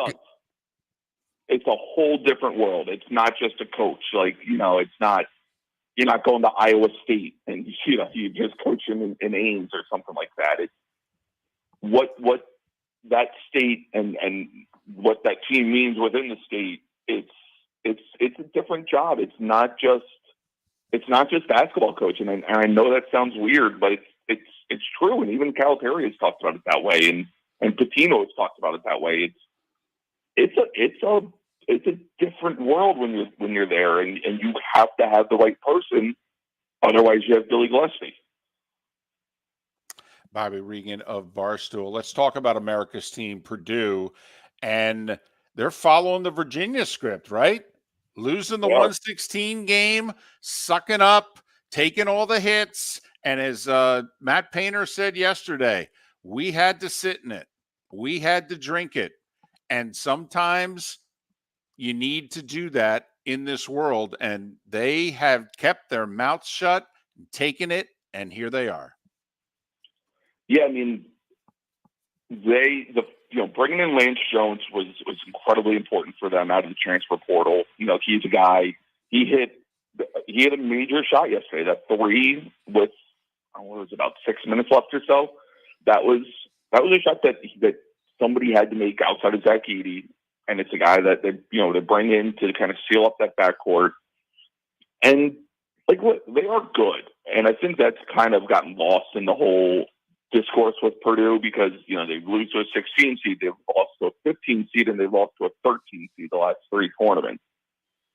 But they've also been, Virginia won the title on one of the most ridiculous plays we've ever seen in the NCAA tournament to beat Purdue in the Elite Eight. We would not be having these conversations about Purdue if there's not a 3/4 court length pass to Diakite to force overtime. So it's the best and the worst thing about the NCAA tournament being, one win and go, or you're home. I don't have a problem with Purdue. Edey's kind of cemented himself as a legend in the college basketball world. He's made a Final Four, back-to-back National Player of the Years. We should be celebrating him. Like I've said it, yes, it is hard to enjoy watching Zach Edey play, but it's not his fault. It's the fact that college basketball refs are incompetent. Edey is good.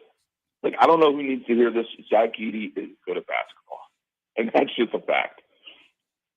I'm glad they made the Final Four, all jokes aside from, them beating Tennessee and everything.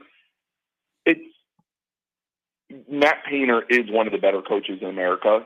They needed this. And he needed this. So the whole debate about, is he good? Is he a choke artist? Whatever.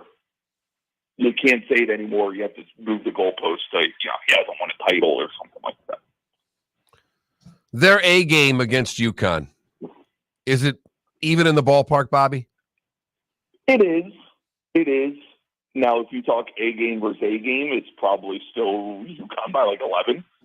But if you're talking A game versus A game, or if you're talking Purdue's A game, I mean, look, they look what they did in Maui, or at the Maui, right? They went through Gonzaga, Tennessee, and Marquette, and that's hard to shake. They've beaten Alabama, they've beaten Arizona. There is a path for it. It's just, I don't know how you beat UConn. That's the only thing I can say is I don't know how you beat UConn. How about this NC State run? This is, speaking of UConn, this is UConn-esque, baby, from a few years ago, needing 5 in a row to win the conference just to get into the dance. And once we're here, well, we ain't going to lose here either. Yeah, I mean, it's awesome because they're fun to watch. This isn't, I keep saying it doesn't feel like they're Cinderella, and it's probably because they're NC State and the ACC and everything. But they also have 2 guys who can just absolutely torch you in DJ Horn and DJ Burns. And whatever clicked after, they were tied with Louisville with 4 minutes to go in the first round of the ACC tournament, they looked the part, right? Like you watch them play, they look the part. They are, everyone kind of accepted the role. They're moving the ball so much better. They have guys that are connected defensively. You can tell by the way that they, even just like the way they're rotating on ball screens. It's something that they weren't doing earlier in the year. So whatever clicked, they looked the part. If I show people the NC State games without seeds, I bet most people will probably be like, yeah, they're probably like a 4 seed. Well, they're certainly playing like that and then some right now. So 2 1s, a 4, and an 11 in the men's Final Four. Very quickly, Bobby, you watching Iowa LSU tonight? Yeah, I probably will. As long as I have time to sit down with the kids. But I'll tell you what, I heard you asked the question, and I think it is going to go down as the most watched game of the women's, of women's tournament. I think you'll see UConn isn't going to be too far after that too, with Juju and Paige. So yeah, I mean, I'll probably throw it on and or at least follow along if I have the kids running around and see what's going on, because look, this is what America loves in tournaments. It's kind of revenge and rematches. So you got it with this in the women's game. Bobby Reagan of Barstool. Follow him on X at Barstool Reags. Bobby, thanks for making time for us. We appreciate it. No problem. Have a good one. Bobby Reagan joining us once again here on Miller and Moulton. So he's a most likely. I'll at least have it on in the background to start. All right. It's our poll question today. Are you watching Iowa and LSU tonight? David thinks it'll be the most watched women's college basketball game ever. 10 million is my pick, and it's on ESPN. So that's a monster number. But they did 5 million last Monday night for round 2 against West Virginia. 50% more gets you to 7.5. Miller and Moulton. Brenda VanLengen of ESPN to talk about it next. Located on the East Trail, locally owned Naples Tiki Bar and Grill is an outdoor eatery next to the Hitching Post Shopping Center. Island-inspired food with a true tiki theme. The best place in Naples to enjoy the beautiful weather in Southwest Florida. The Naples Tiki Bar and Grill offers a great menu for dine-in or takeout. Enjoy our famous pulled pork, huge burgers, and tiki bar cocktails. Don't miss happy hour every day from 3 to 6 and live music 7 days a week. See you soon at the Naples Tiki Bar and Grill, 11498 Tamiami Trail East. The law firm of Michael F. Hornung specializes in criminal defense, DUI, personal injury, nursing home claims, and auto accidents. I'm a former prosecutor with over 34 years of experience. The information I know is information you need to know. If you've been arrested for a DUI, time is of the essence to maintain your driving privileges. Call the law firm of Michael F. Hornung for a free consultation. At the law firm of Michael F. Hornung, we are committed to excellence in your representation. Being a local attorney with local knowledge is clutch to the success of your case. For over 30 years, we have successfully represented the citizens of Southwest Florida. For a free consultation, call 239-437-0095. That's 239-437-0095. Our offices are conveniently located in Fort Myers. Visit online at mfh-law.com. Visit Jason and Todd at the Diamond District. Hi, I'm Jason. And I'm Todd with the Diamond District. I believe in complete transparency. If you're shopping for diamonds in Naples, you're paying too much. If you're shopping in the Cape or Fort Myers, you also won't see the selection you deserve to have. If you're online, there's no human connection, and you won't know if your diamond is beautiful or not until it shows up in the mail. Just because it's GIA certified doesn't mean it's brilliant. There's so much more to a diamond than its cut, color, and clarity that makes it beautiful. Visit us at the Diamond District for a non-commission and educational presentation and quit paying more in Naples or buying blind from the internet. The Diamond District has the rarest diamonds from half carat to 10 carats. You won't find a bigger selection or better value. And you won't find a better buying experience. Jason and I are in the store nearly every day, and we look forward to shaking your hand and welcoming you to our Diamond District family. At the Diamond District. Mark Miller for Molly Maid. Why Molly Maid, you ask? Trust. Moulton was a customer for 15 years. Affordability. Didn't I just say Moulton was a customer for 15 years? Worry-free services. Our professional house cleaners are fully insured and a 24-hour warranty. Call Molly Maids today at 239-774-5839. That's 239-774-5839 or online at mollymaid.com/FTMYERS. That's mollymaid.com/FTMYERS. You were listening to Miller and Moulton on the Florida Sports Network.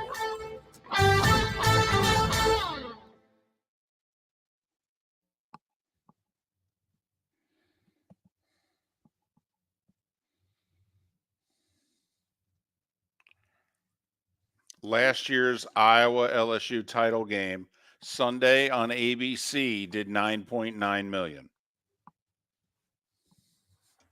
I'm with you on 10. That's my number. And we could put 9.9 and do last year's number.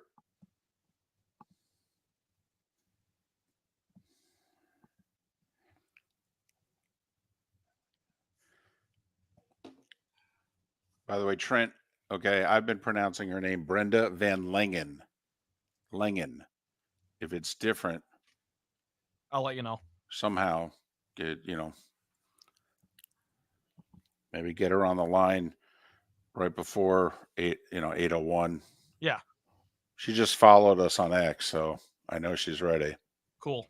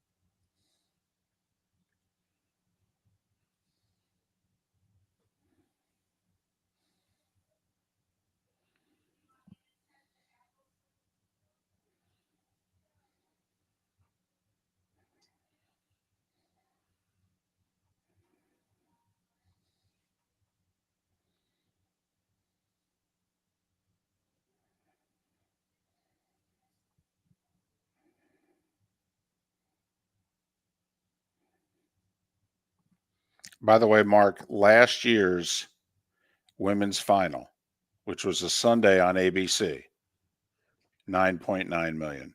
Okay.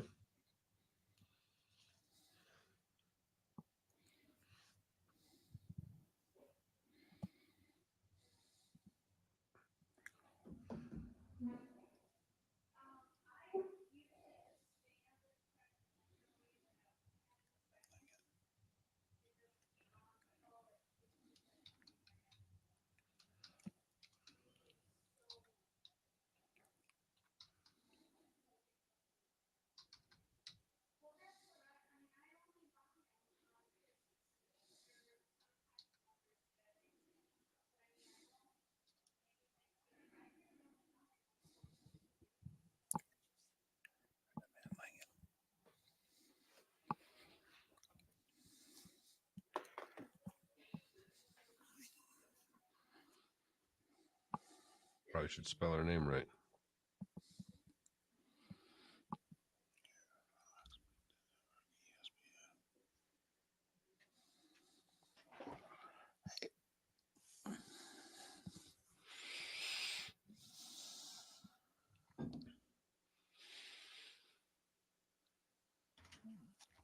VanLengen is correct. And here we go.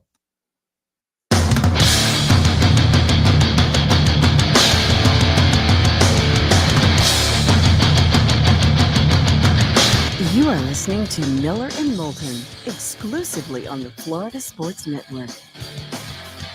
And now here's Mark Miller and David Moulton.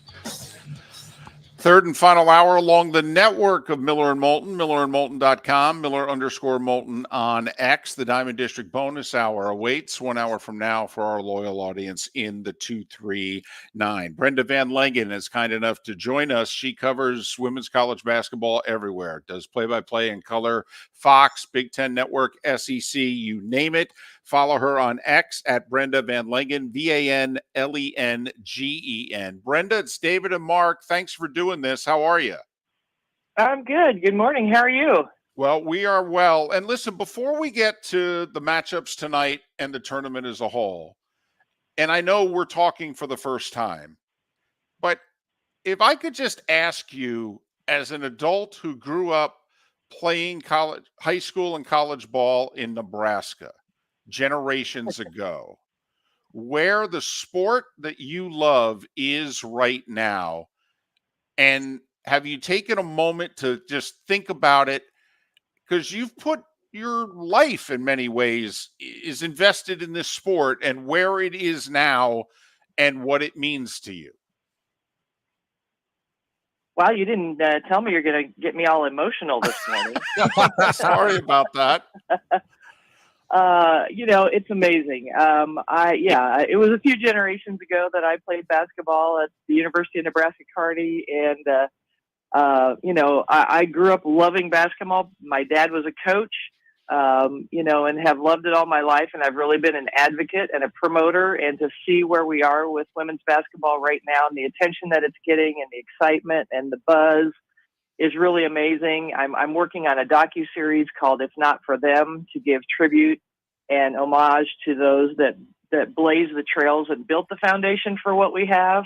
And, really to see what we're experiencing right now, and to have a game day like today where everybody in the country is anticipating the games tonight, it's really special. And yes, I've been working for this all my life, and those of us of my generation and before are just so excited about what's happening in women's basketball right now.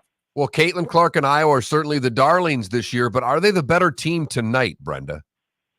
It's a good question. It's a rematch of last year's national championship game. Everybody, I think, has been looking forward to it, but LSU looks a lot different this year with their transfers that have come in. I think they're the bigger, stronger team, but Iowa can get up and down the get up and down the court and score in a hurry. So are they the better team? It's an interesting matchup because they're two of the top three scoring teams in the country. And if LSU can score with them like they did in the national championship game last year, which they've been doing a lot this year, I think the edge goes to LSU.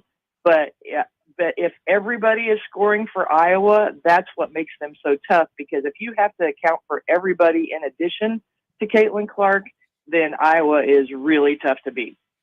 Brenda, do you think it helped Iowa to get out of Iowa? I thought they looked so much better in the Sweet 16 in Albany than they did playing the 2 games at home. I don't know what it was, excitement, nerves, what have you. I just thought they looked so much better 2 days ago. I agree. I think some of it's the pressure. I mean, they've played in front of sold out crowds all year long, right? So that's not the pressure, but the pressure of winning and sending Caitlin Clark off with a win, and Kate Martin and everybody around her. I think they could just play freely when they played against Colorado. And if you notice, and I think this is a key for tonight's game, early in the game for Iowa, they got everybody scoring. Gabby Marshall and Kate Martin had not scored well at home in Carver Hawkeye, and they scored in the first few possessions, and you ended up for Iowa having 5 in double figures, and Caitlin had double-digit assists early. I think that's a real key for Iowa playing free and playing well. Well, and Brenda, I think Caitlin knows it. I mean, the first interview, they did the on-court interview, and she talked about getting everybody involved in the scoring and how much better this team is when they have multiple double-figure scores. And you mentioned that Gabby Marshall hitting the 3-pointers in the game, but it's the one part of Caitlin Clark's game that continues to amaze me. Yeah, shooting from the logo, and that's cool and all. Her passing ability is unbelievable. It really is. I mean, the court vision that she has, that she can see, you always hear about the great ones can see 2 or 3 passes ahead, and that is definitely the case. I mean, she will lead her teammates into shots that they didn't even know were there. And if you run the court for Caitlin, she will get you the ball. I mean, it's remarkable. And when her teammates are delivering, when she is passing and they hit those shots, then watch out. I mean, they are really, really tough to stop. So when you look at this game, if both teams play their A game, do you think then that LSU wins because they're stronger? Likely. I mean, because if you look up player for player and they're both playing at their best, that means a couple of things. LSU's getting offensive rebounds because they just overpower you, and if they miss shots, they go and get them. And they're the best team in the country at getting to the free throw line.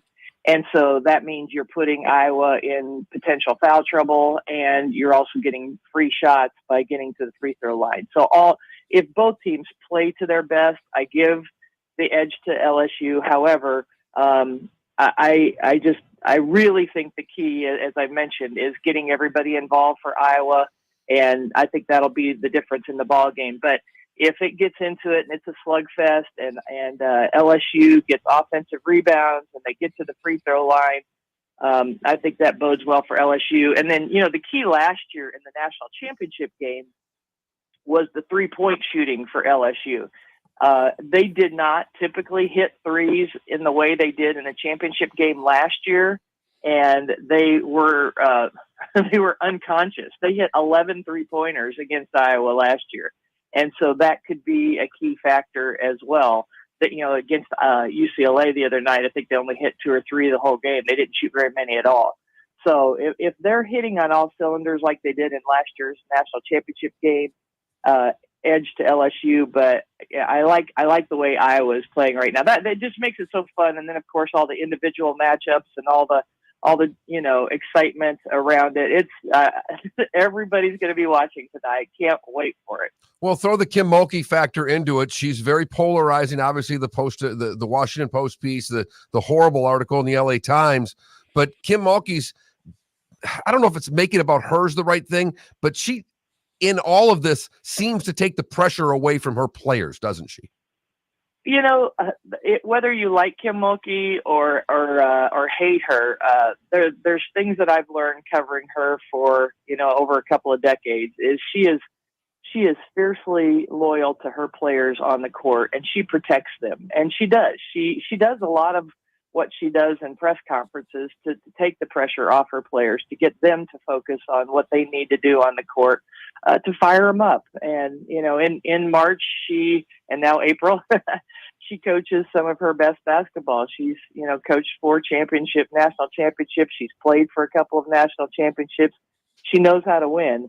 And, a lot of what you see, either sound bites or at press conferences is to take the pressure off her team so they can focus on what they do best.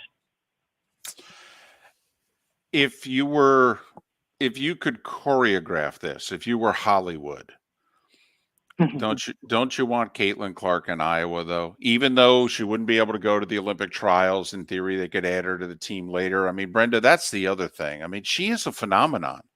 I mean, outside of LeBron and Steph, she's probably the third biggest draw in all of basketball right now. I mean, if you're someone like you deep down, I mean, don't you want 89-88 Iowa tonight? I mean, just keep this thing going for another week. I think there's a lot of people that definitely feel that way, and because of the attention that she has drawn to the sport, and the incredible numbers that we saw last year in the finals, and the buzz around it. Yeah, I think the longer Caitlin plays, the more excitement. But there are still a lot of great storylines and incredible players around the fact that South Carolina is undefeated after what they graduated last year is such a story. And, the Juju Watkins and Paige Becker's lineup tonight and the Elite Eight.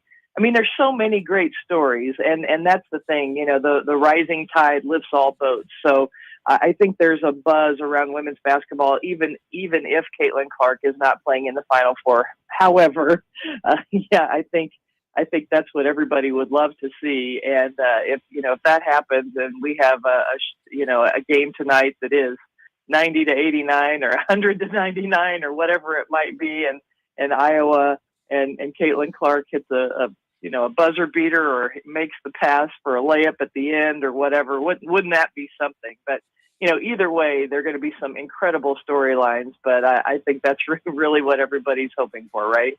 Brenda, very quickly then, UConn, USC, as you mentioned, it's Paige Beckers in UConn, but Juju Watkins, you could argue, she might be the second best player in the sport outside of Caitlin right now, but she's a freshman at USC, and a lot of people haven't seen her.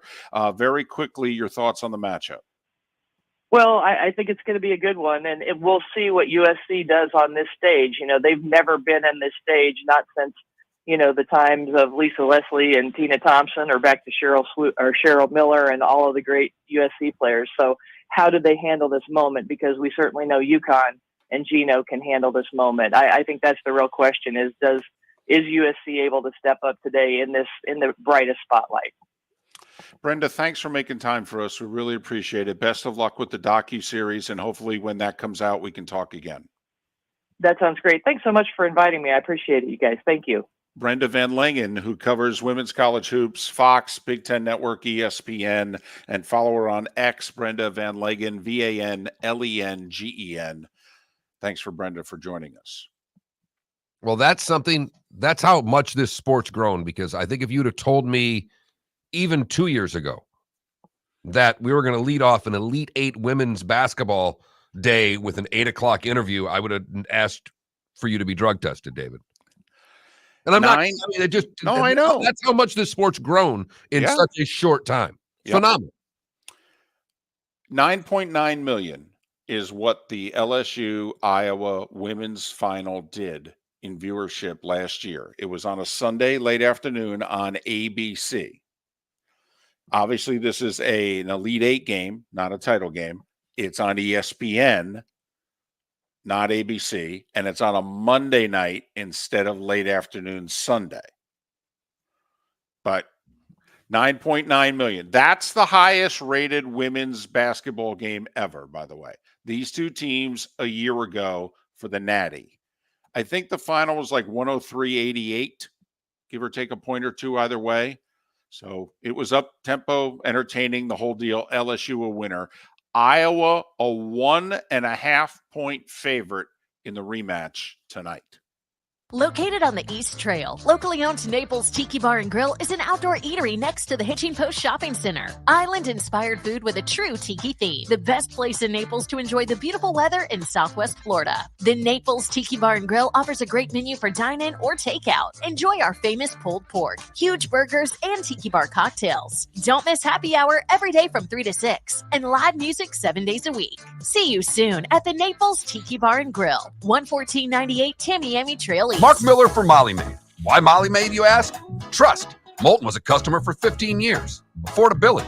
Didn't I just say Moulton was a customer for 15 years? Worry-free services. Our professional house cleaners are fully insured and a 24-hour warranty. Call Molly Maids today at 239-774-5839. That's 239-774-5839 or online at mollymaid.com/FTMYERS. That's mollymaid.com/FTMYERS. Visit Jason and Todd at the Diamond District. 20 years ago, Jason and I had the idea for a jewelry store like no other, with a vast selection of certified diamonds priced 8 to 12% over cost. A team of individuals who are educated, driven, and believe in cultivating relationships. Today, we have become one of the largest independent jewelry stores in the country. Todd and I love what we do and are in the store nearly every day, along with our GIA gemologists, master jewelers, custom designers, and non-commissioned diamond consultants, all of which we consider family. As direct diamond importers, we travel the world, forging relationships and sourcing diamonds. What we love most about our business is that we can call Southwest Florida our home. If selection, value, and comfort are important to you, give the Diamond District an opportunity. You won't find a better diamond buying experience. Todd and I look forward to shaking your hand and welcoming you to our Diamond District family. At the Diamond District. You were listening to Miller and Moulton on the Florida Sports Network.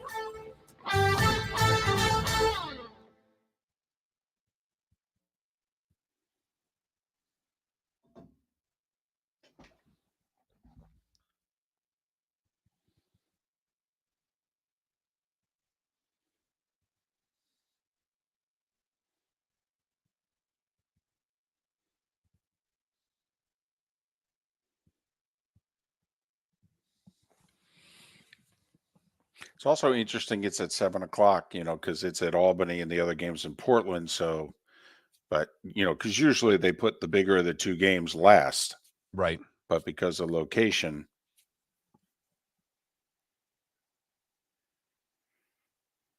I'll miss the first half because I'll be at gymnastics.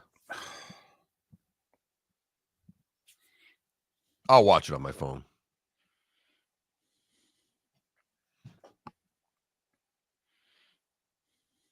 Because the first hour of gymnastics, it's literally so packed in there, there's not a seat. So it'll be in the parking lot? You got it.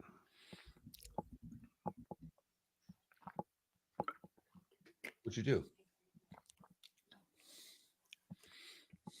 Drink water.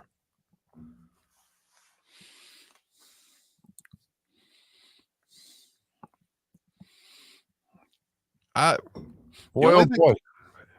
The only thing I'll say, anti-women's basketball there, Kilo's dad, that she's a hell of a player. I don't know what to tell you. I will say the game doesn't look like the game that if you haven't watched this decade, the skill level in the game now is far superior to what the game, that you last watched looked like. Far superior.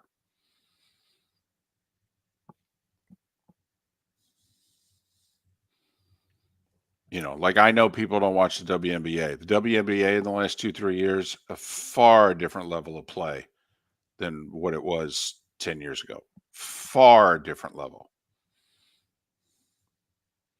Yeah, there was a ton of missed layups in that NC State Duke game in the first half. Yeah, there sure was. I mean, don't know what to tell you. I mean, UConn, Illinois was 28-23 at the half. Duke, NC State was 27-21. By the way, I will say this. I still like the 1-and-1 free throw. I do. Okay. But I like the quarters of the women's game. Yeah, that grew on me. I think it moves. It feels like it moves faster because you go 5 minutes before the TV timeout instead of 4 of game action.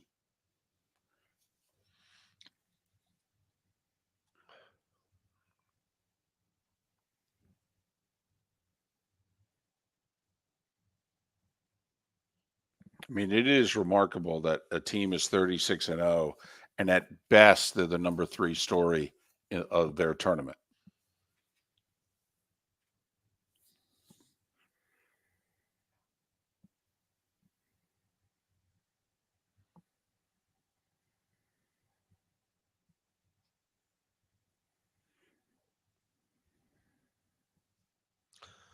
Orlovsky has a hoodie underneath a sport jacket. What on God's green earth is going on in this world? That's funny because when we were watching hoops last week, that's one of the, you were like, I can't stand the shoes with the tennis shoes with the suit. Brady should look like Jay Wright out there.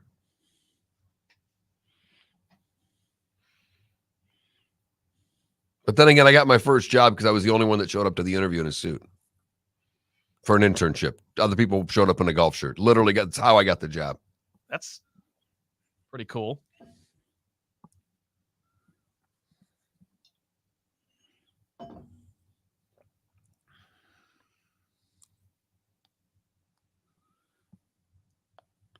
I just hope they play well tonight. I think it's important for the sport that they play well. There's going to be people who don't normally watch who are going to watch. I just hope they play well.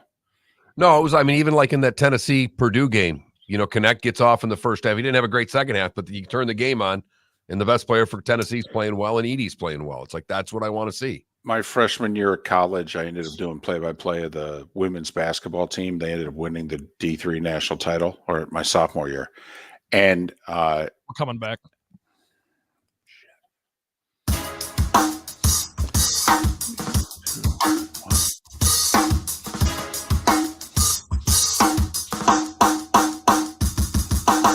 Welcome back to Miller and Moulton, only on the Florida Sports Network. 21 minutes past the hour. Miller and Moulton. MillerandMoulton.com, Miller_Moulton on X. Our poll question, very simply. Iowa LSU women's hoops tonight. Are you watching? A rematch of the title game from a year ago, which up until tonight is the highest rated women's basketball game in this country's history, 9.9 million. The Caitlin Clark was not a phenomenon a year ago at this time. Now she is. It's been a remarkable season for women's hoops. Got a team that's 36-0. Got the defending national champs in the role of the villain. UConn poised to go back to the Final Four. And oh yeah, this Caitlin Clark Iowa thing. How many people are watching tonight? Are you watching? Mark, you said that this, obviously, we're a sports show. And if they're going to have the record viewership that certain people, me, are predicting, then we got to have 70+% minimum who answer our poll that are like, absolutely, I'm in. Right now, we are at 2/3 and 1/3. 2/3 watching, 1/3 not watching. To me, that does not bode well for the David Moulton. This will be the most watched college basketball game ever. But it is crossing over. And as you talked about, this is going to get more fans who have never watched women's college basketball because of the hype train that is on the 4-letter cable network and all the regular news networks. Yeah, the CBS, NBC, ABC, trust me, even though their morning shows are still on, they've all done something about this game tonight. Now, ABC certainly has because their sister station, if you will, ESPN's covering it. But there's no doubt in my mind. I mean, the morning shows cater to female audiences. There's no doubt in my mind that CBS and NBC also did something about the game tonight. In NBC's case, it's probably a casual mention. But CBS is obviously going to pump hoops because they're going to do something on the men's tournament in the Final Four. Well, and while they're at it, they're going to mention Caitlin Clark in Iowa. And at least one of the 3 evening newscasts is going to do something on the game tonight. I mean, this sport hasn't had this before. And it's not just a network doing it because, well, let's help them out a little bit. We're carrying it. Let's give them a little love.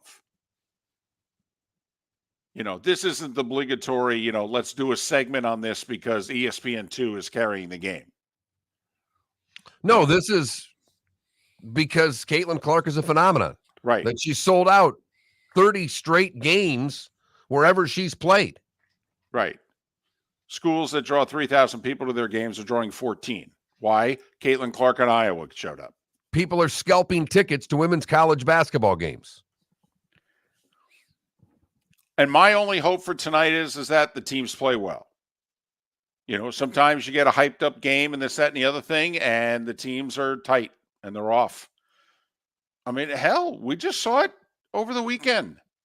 I mean, the Kevin Keats of NC State was interviewed at halftime, and he said, I think both teams were tight. I mean, he basically said whichever team relaxes and plays freely first will probably win this game. And it was his team. 27-21 was the halftime score at Duke NC State. 28-23 was the UConn-Illinois halftime score. Right. UConn shot horribly again. Right. Won by 104. The men's game can get away with it. The men's game can get away with Virginia, San Diego State, that style of ball going deep into tournaments. The women are going to have millions of people who don't normally watch check it out for some sample size tonight. 10 minutes, 20 minutes. Or you know what? I'm tired of listening to yahoos like Moulton. They're telling me the product's a lot better than it's ever been. All right, fine. I'll give you a night, 7 to 9 o'clock. Prove it to me. And Mark, my only hope is that they play well. And I think a lot of it has to do with what we just talked about in that last interview, is that for Iowa, it's not Caitlin Clark playing well. It's the other ladies on that team getting off to a good start. Well, we talked about this with the Purdue men, that how would you defend them? Do you let Edey score his 30 and make sure that the perimeter guys don't hit shots early? Don't let them get confidence. And Tennessee, to be honest with you, said, Zach, you're going to have to score about 35-40 to beat us. For the most part, we're going to take away the perimeter. We're going to take away everybody else. And Zach went, all right, I'll do it. Okay. Don't you, at the end of the day, if you're Tennessee, tip your hat and said, rest of the team scored 32 points. We lost. I can live with that. Can't you? Absolutely. And so now, it's the same thing with Caitlin Clark. I mean, yeah, she had 30 plus in the Sweet 16 game, but the big stat was she had 16 assists. She can really pass the basketball. Yeah. I mean, the way she leads her teammates to spots is artful. Well, I forget who the NBA guy that I quoted last week was that said, listen, on her best day, she passes the ball like Jason Kidd, she shoots it like Steph Curry, and she complains like Luka Doncic. I mean, he said she's a lead at all three. We've got DJ Burns there who's just smiling from the time the game starts to the game ends. Caitlin Clark very rarely smiles. And it pisses people off because, it's women. Hey, she is a competitor. She plays angry. Yeah. And Miller and Moulton have to like that. Listen, did Larry Bird smile on the court? No. There's the one shot of Larry, they're about ready to win a title. He's on the bench with like a minute to play, and he's, got the big joyous smile on his face. That's like otherwise Larry Bird was out to slit your throat on the court. Magic was the rare guy. It was like, my goodness, he's an assassin out there, and he's doing it with a smile on his face. I've never seen anything like this.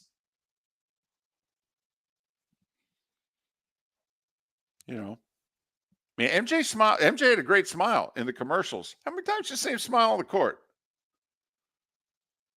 After he made about 7 shots in a row once. Well, right. At the 5th or 6th 3 against Portland, Right. He just kind of looked at the side like, I'm pretty good tonight. Yep. You're not stopping me. Right. It was a pretty good half, I got to admit. But so that's what they got going on tonight. I know I've told this story before over nearly 20 years, but I was 19 years old, and I had not 18 actually, and I had not experienced a lot of women's basketball. I mean, I'm 58 years old. I went to college from 83 to 88. And my sophomore year, I was lucky enough. I got the play-by-play gig of a Division III women's team who had 2 D1 transfers. All right. And ended up winning the national title. Wow. And they posted a game, Mark, late in the regular season. And it was them. They were number 2 in the country, and they were hosting the number 1 team in the country. And they had never drawn more than 1,500 people for a game before. And for whatever reason, the Scranton community decided, and the news media hyped it up and the whole deal, the 2 newspapers, and 3,500 people showed up. The Scranton coach was in tears before the game because they had to open up sections of the arena they never had to open up for his games before. And they played an 88-84 overtime game, Mark, that was tremendous. And I remember and when they played in the NCAA tournament, they played a 53-47 stinker. And I remember thinking, thank goodness they played it, the great game, the first time. Because then they had fans that came back for years because of that game. Will we get great tonight between Iowa and LSU? I hope so. And are you going to watch? That's our poll question. Go to that Mark Miller, the David Moulton, or Miller_Moulton on X, and vote on today's poll question. Will you watch the LSU Iowa game? Visit Jason and Todd at the Diamond District. If you're in love and thinking about a diamond, you'll want to hear from my friends Jason and Todd at the Diamond District. When purchasing a diamond, you deserve a relaxed, stress-free, and educational experience. You want to have a good time and feel comfortable. You want selection, quality, and value. At the Diamond District, you'll get it all. With our team of non-commissioned diamond advisors, no one's in a rush. We care only about you and making sure your needs and wishes are fulfilled. You'll be wowed by our selection of GIA certified diamonds, stunning diamond bracelets, earrings, pre-owned Rolex watches, exotic ruby, sapphire, emerald, and tanzanite jewelry. There's something for everyone at the Diamond District, and all at the lowest prices anywhere. Jason and I love what we do and are in the store nearly every day. We look forward to shaking your hand and welcoming you to our Diamond District family. Visit Jason and Todd at the Diamond District. The law firm of Michael F. Hornung specializes in criminal defense, DUI, personal injury, nursing home claims, and auto accidents. I'm a former prosecutor with over 34 years of experience.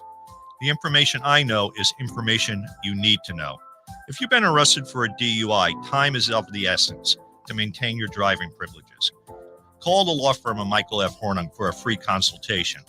At the law firm of Michael F. Hornung, we are committed to excellence in your representation. Being a local attorney with local knowledge is clutch to the success of your case. For over 30 years, we have successfully represented the citizens of Southwest Florida. For a free consultation, call 239-437-0095. That's 239-437-0095. Our offices are conveniently located in Fort Myers. Visit online at mfh-law.com.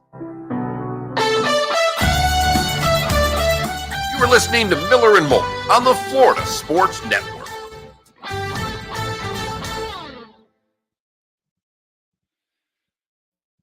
Michael, I can get Nikki. We still text regularly. I think I can get her, especially since the women's Final Four is in Cleveland. So from what time of day it is, I'll reach out to her later today because we were texting before and after the loss to USC. I'll get her.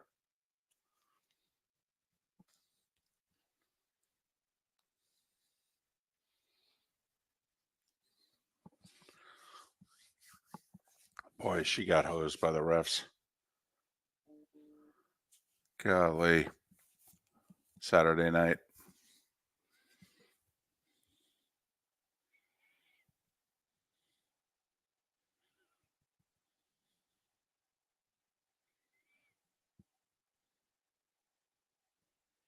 All right, JB. Why, if you'll watch her tonight, will you not watch her at the next level? The next level will obviously be a higher level. It'll be better basketball. And I'm with you. I understand it's not on your radar. That's what we've talked about, JB. We're curious. Will people follow her to a place that they've never gone before? But if you're following her, why wouldn't you follow her? That's why they have to put her on the Olympic team. On the WNBA, I'd pay them to put her on the Olympic. Would you pay to watch Mike Tyson beat up Jake Paul, though? I wouldn't pay, but I'd be curious. It's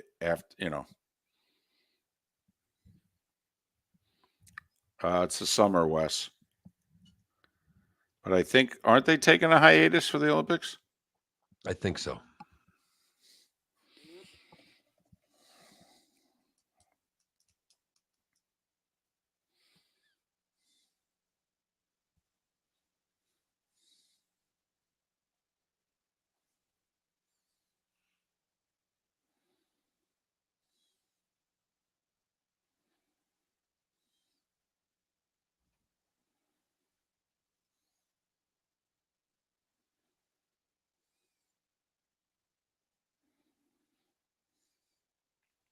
Trent, are you watching tonight? Oh, yeah. Yep. By the way, your folks still in town? Yes. They got in Saturday night late.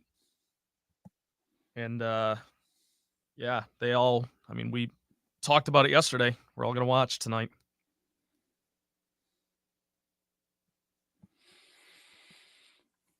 All right. Caitlin Clark gets drafted by Indiana on April the 15th. Regular season begins mid-May. All-Star breaks in mid-July. And then they break for the Olympics. They break for 3.5 weeks. They come back in mid-August. Does the All-Star break lead into the Olympic hiatus they're taking? Yes. They take the All-Star break, they play the All-Star game, and then they do the Olympics. So basically, they take a month off, except for those that are in the All-Star game. The funny thing is they come out of the Olympic break, and a few days later is the trade deadline. Regular season ends. The playoffs are late September to third week October.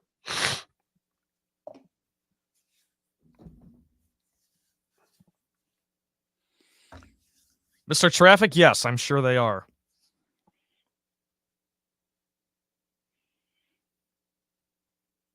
Now it is Trent, not Brent. But he'll answer to it. Yes, exactly. Well, it's He'll funny you answer say to that. hey you. My older brother is Brock, and I'm Trent. So teachers would call Miles Brent because they can't get it right. Like combining the two. I don't know. Did your mom? Yes, they got in late Saturday night, so there was no clothes shopping yet, is there? No. You got to go. I did have a collar on yesterday, though. I did. See? I had on a pastel blue polo with the purple horse. Did you go to church? No. So for dinner, yeah. Eat in or eat out? Eat in. Here we go.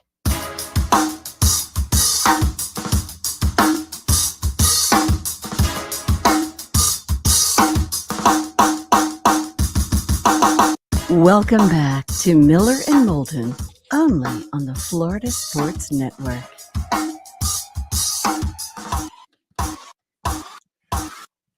"22 minutes before the hour. Miller and Moulton, millerandmoulton.com, Miller_Moulton on X. So you're Major League Baseball. And if you're listening to this show, and if so, we're sorry. But if you're listening to this show outside of the starting five a couple hours ago, you just had opening weekend of your sport. And Mark, what are we talking about today? Women's college basketball. Well, and men's. I mean, in fairness. Yeah, we've been talking madness. Yeah. Because the baseball season's not supposed to start this early. Well, but isn't that another reason why, guys, today, tomorrow? How about tomorrow? How about Tuesday, April 2nd? There's no basketball of any kind, men's or women's, Tuesday, Wednesday, Thursday. There's no Masters for another week and a half. Okay. Honestly, wouldn't you own the sports world if opening day of baseball was tomorrow? For 3 full days, wouldn't you own it? Yes. I mean, the NFL would figure out a way to have an announcement or two during those days to take it back over. No doubt. A third game on Christmas. Right. You know, now let's play a game in, I don't know, Vancouver, whatever. Sure. Did we tell you who's played in Brazil yet? They've had an announcement each of the 3 days. Hell, they may call up an owner and say, Jera, fire McCarthy. Yeah. Could you fire McCarthy? When do you want me to do it? 1 o'clock Tuesday, if you could. That'd be great. Sure. But, I mean, come on. If you're running the sport, don't you have to, here we are, first week. I mean, you've got the TV show. Do you have it on in the studio, or because your daughter's there, do you not have the talking head shows? No, I've got the 4-letter network on. And the Yankees are 4-0. Right. They talking baseball at all? Not a bit. Right, Haven't seen a baseball on the television all morning. The Yankees are 4-0. The big acquisition, Juan Soto's looking like the best player in baseball. Did I mention the Yankees are 4-0? And did it against the Astros. Right, the hated Astros. Trash cans and French horns and everything. Nothing. Zip, zil. Could you imagine if they were doing this and it started either today or tomorrow? Could you imagine if they played Monday, Tuesday, Wednesday, Thursday of this week and went 4-0 in Houston? Oh, my goodness.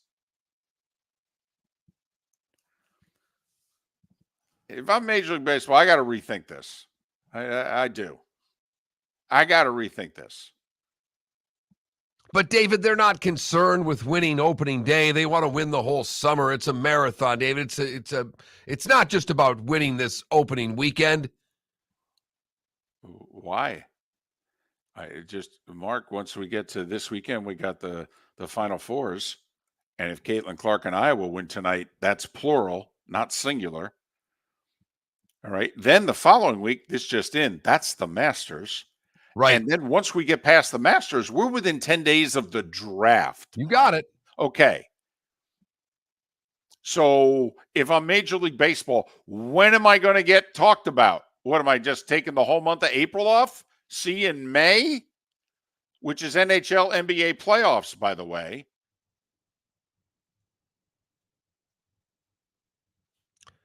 Baseball has become what college football used to be. It's a regional sport. It's monstrous in the Northeast still. Yeah, and St. Louis, right, and a few other places. Yeah, I'm with you. But if I'm running the sport, and quite frankly, if I'm the MLB Players Association, you keep complaining that your players are not marketed properly. Well, how about if you play when we are only paying attention to you? It's a crazy idea, I know. But just throwing that out there. The Yankees are 4-0. And no one's talking about it today. Got it. Now, I get it. There's one other team that's 4-0. I get why people aren't talking about the Pirates. And they did it against the Marlins. We get that. Could the season have started any worse for the Florida Marlins? Listen, I'm a Mets fan, and I'm thrilled because my team's 0-3 and they're not in last place. That's how awful the Marlins start is. Wow. No, Mark, the answer to your question is no. What, 2 of them extra inning games, blown out the other 2? Yeah. Bullpen's a bit of a problem. Yeah, not off good. Did you see one of the excuses? Jazz Chisholm had a slam yesterday, and I think it was after yesterday's game. He mentioned something about that apparently the Marlins have thrown off the hitters because we're used to playing outdoors and they close the roof. or it's the other way around, or we're used to playing with the roof here and they opened it up and we've had trouble seeing the ball. That was his thing. And of course, what's the Pirates' excuse? I don't know. Can't help you with that. Yeah, it didn't come off well. That's all I'll say. They had a 5-0 lead yesterday and lost. Yeah. Mm-hmm. I mean, the Rays at least get a split. Yep. Over the course of the weekend. Yeah, they won games 2 and 3, lost games 1 and 4. Okay. Started with the Jays, good team. Let's go.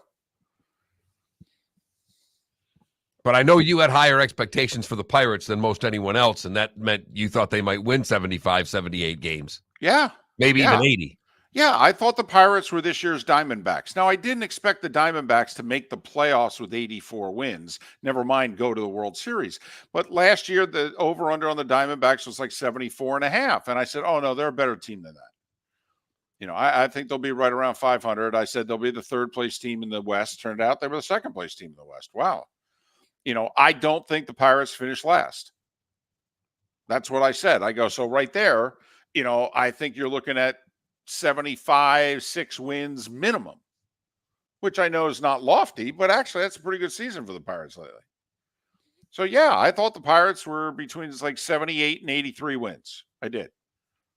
And they're off to a good start. Good for them. They might actually have 11, 12,000 people at their games. We'll see. We'll see, right? Weather and all. Yeah.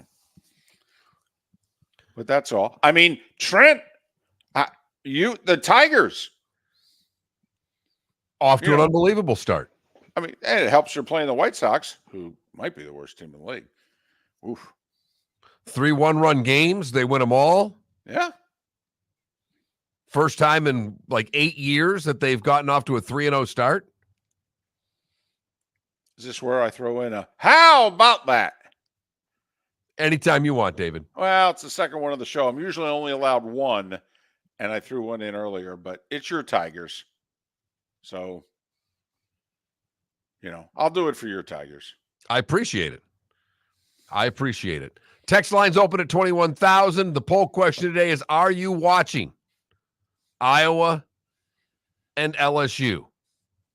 That's right now, women's hoops. 68% of you say that you're watching. And it's not meeting the threshold that Miller and Moulton need for David to have the number he wants tonight. Nope. I basically went with last year's over-under. Game did 9.9 million viewers last year, Sunday afternoon for the title on ABC. It's a Monday night Elite Eight game on ESPN. But I'm counting on double the number of viewers they had last Monday night for Iowa, West Virginia. I'll say this. If it was on ABC tonight, I'd be right. Yes, you would. But we've learned that can be up to a couple million viewers. Yes. Between network television and cable television. And sports fans are like, what are you talking about? I watch it no matter where the game is. Yeah, but to get the number that you really want to get, you got to get the casual person. The casual person's not watching ESPN. They're flipping through the networks first, and they go, oh, what's this? And that's 15 to 20%. And if you think about it, if you're thinking of a crowd of around 10 million, that's 1.5 to 2 million people. Bada bing, bada boom. I was very regimented with my TV viewing this weekend. It was college basketball or it was college hockey. And that was it. That's what I watched all weekend. I didn't flip over to any of the golf. I didn't flip over to the NASCAR. I didn't go NBA. But when looking at what was on, it was the start of football. Did you watch any spring football while flipping the channels, David? I did not watch the UFL. The only thing that I saw about the UFL was that Mike Pereira, who missed all of last year on Fox, he had major back surgery. He's had some health issues, and Mike hasn't been around for a good year and a half. Mike Pereira returned to Fox doing UFL games this weekend. I did see that on X and went, good for him. And you met Mike, a good guy, fun guy. Okay, party can start when Mike Pereira shows up too. And he's the best dressed man in America, right? Without a doubt. Could have taken over for the most interesting man in the world just by the ensemble in which he enters a room with. If Jay Wright and Mike Pereira both walked into the room, Ooh. everybody else would walk out. They just Damn right. couldn't compete. Between the hair and the attire, forget it. It'd be over. That's a dadgum good point right there, David. Like I said, I was very regimented of what I watched, but I did see, one of the things about cutting the cord is that they show you what they know who you are. They've already got you down. And the football game was right there for me to take in. And I said, no. I don't even know the results, to be honest with you. I didn't even mention it in the starting five. Nope. That does not bode well for the UFL. If you are not mentioning scores in the starting five, David, then I don't know if it's a real league. Well, because you are the biggest proponent of spring football that I know. Listen, I think they should do one of two things. I think you either literally start playing the week after the Super Bowl, or you don't play until the weekend of the draft. Otherwise, I don't think you should play in between. I don't. You're foolish to go up against the madness. You're absolutely foolish. And then baseball opening day and the Masters and then the lead up to the draft. I think you're foolish. So to me, it's one or the other. And I would start the weekend of the draft. I would too. I would make this a spring/summer league. And by the way, I would start the Saturday of NFL draft weekend and I would end it July 4th. Totally with you. Then if your players have a shot to play in the NFL, gives them a month before training, 3-4 weeks before training camps open. Yeah, if somebody wants to sign a couple of your guys or they're still in shape and somebody gets hurt early in camp and they may call a few of your guys, yeah, okay, fine. But also be what it is that you're saying you want to be an alternative league. You want to be a spring league. Oh, okay. Basically, we want to play when you need your football fix. Well, we don't need our football fix till after the draft. Football fans are fine. Late February, free agency starts, second week of March, then all the draft hype. Football fans are fine. When do football fans go, oh, man, right after the draft? Well, then give them football. And pump the hell out of it all during the draft, by the way. ESPN's showing the damn league, right? So you'd get 3 full days. Football fans, everybody who's watching the draft is a P1, as they say in the industry. You're the primary audience for football if you're watching the draft. Yeah, okay, here you go. UFL. Oh, wow. Start showing you some of the players, and you're like, oh, yeah, I remember when he was drafted a few years ago. Show a shot of A.J. McCarron's wife. I mean, whatever you got to do. Odds makers are saying 4 quarterbacks and Harrison Jr. first 5 picks. I say no. I'm totally with you. I think that. I think it's a false J.J. McCarthy hype, David. Yeah, I do too. And I do think if he gets past Minnesota, Denver at 11-12, look out. I don't know if that will happen, but I don't know if one of them is going to go up to the top 5 to get him. I also think Penix. I'll say this, Mark. I do think 5 quarterbacks go in the first round because I think somebody's trading back into the first round for Penix. I do. Hey, Bo Nix is still being talked about at 12 for Denver. I know. I'm so anti-Bo Nix. I understand that you are. Right. But you're only one of 32 GMs out there. An important one on this show, mind you. What is it? The 33rd team? Is that the site? I'm not even the GM of the 33rd team because they got Tannenbaum. You could do a better job than he could. Although he did like to win the presser, though. He was good at winning pressers. Traded for Favre, signed Sue. Mike could win a presser. Miller and Moulton. Hey, thanks for being with us on this April Fool's Day. Hope you're not a victim to a joke. And for those of you in the 239, the bonus hour is next. Mark Miller for Molly Maid. Why Molly Maid, you ask? Trust. Moulton was a customer for 15 years. Affordability. Didn't I just say Moulton was a customer for 15 years? Worry-free services. Our professional house cleaners are fully insured and a 24-hour warranty. Call Molly Maids today at 239-774-5839. That's 239-774-5839 or online at mollymaid.com/FTMYERS. That's mollymaid.com/FTMYERS. Visit Jason and Todd at the Diamond District. When choosing something of high value and personal significance, such as a diamond, you want to shop with the best. And the mall is not the place to be. Here are my friends, Jason and Todd with the Diamond District. Take a stroll in the mall, pop into a few jewelry stores, and you'll soon discover you're in the wrong place. Rings begin to look all alike. You're not finding GIA certified diamonds. You quickly realize you know more than a salesperson helping you, and all the same financing gets pushed on you. Visit Jason and me, and you'll find America's top bridal designers dealing exclusively with the Diamond District. You'll find the largest selection of GIA certified diamonds, all priced 8 to 10% over cost. You'll find educated sales consultants who have many years' experience and are not paid commissions. And you'll find Todd and me in the store nearly every day, wanting to shake your hand and welcome you to our Diamond District family. Visit Jason and Todd at the Diamond District. The law firm of Michael F. Hornung specializes in criminal defense, DUI, personal injury, nursing home claims, and auto accidents. I'm a former prosecutor with over 34 years of experience. The information I know is information you need to know. If you've been arrested for a DUI, time is of the essence to maintain your driving privileges. Call the law firm of Michael F. Hornung for a free consultation. At the law firm of Michael F. Hornung, we are committed to excellence in your representation. Being a local attorney with local knowledge is clutch to the success of your case. For over 30 years, we have successfully represented the citizens of Southwest Florida. For a free consultation, call 239-437-0095. That's 239-437-0095. Our offices are conveniently located in Fort Myers. Visit online at mfh-law.com.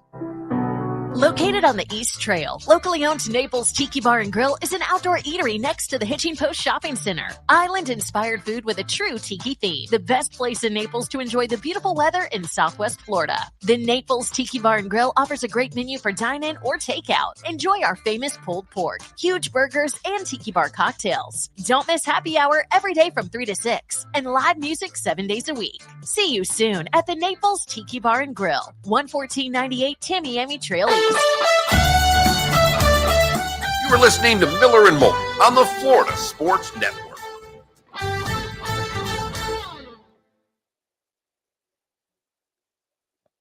Twitch chat. Question for you. If you played in the golf tournament before, this is mainly for you. But if we have a golf tournament, it's going to be rather expensive. It's no two ways about it. Life's gotten expensive. Is $175 at Renaissance too much if you've played before?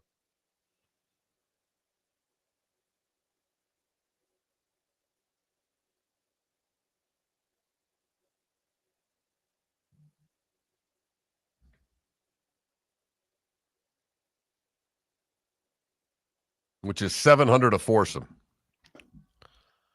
Seems incredibly high, but that's about what it costs these days for golf and lunch and a shirt.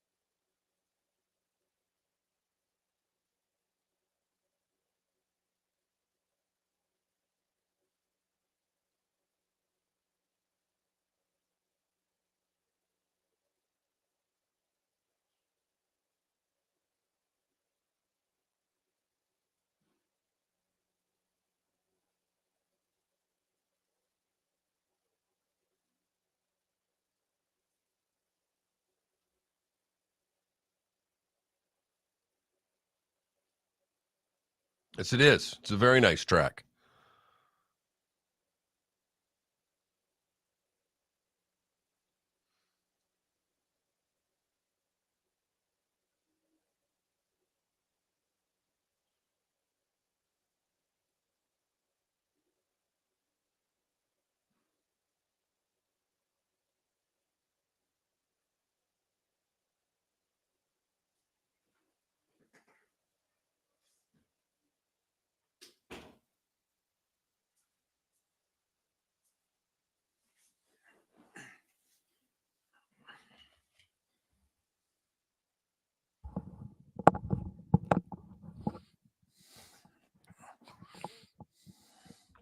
For what it's worth, Brenda was super complimentary of the show.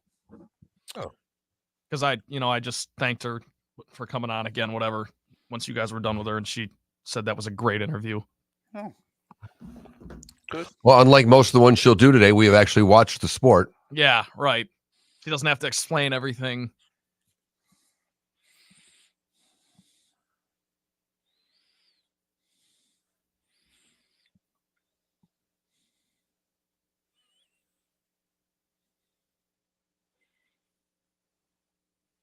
But that women's basketball story, Mike Strong was the Scranton women's coach, and he was a longtime men's assistant. And his dream was to have them take out the one section.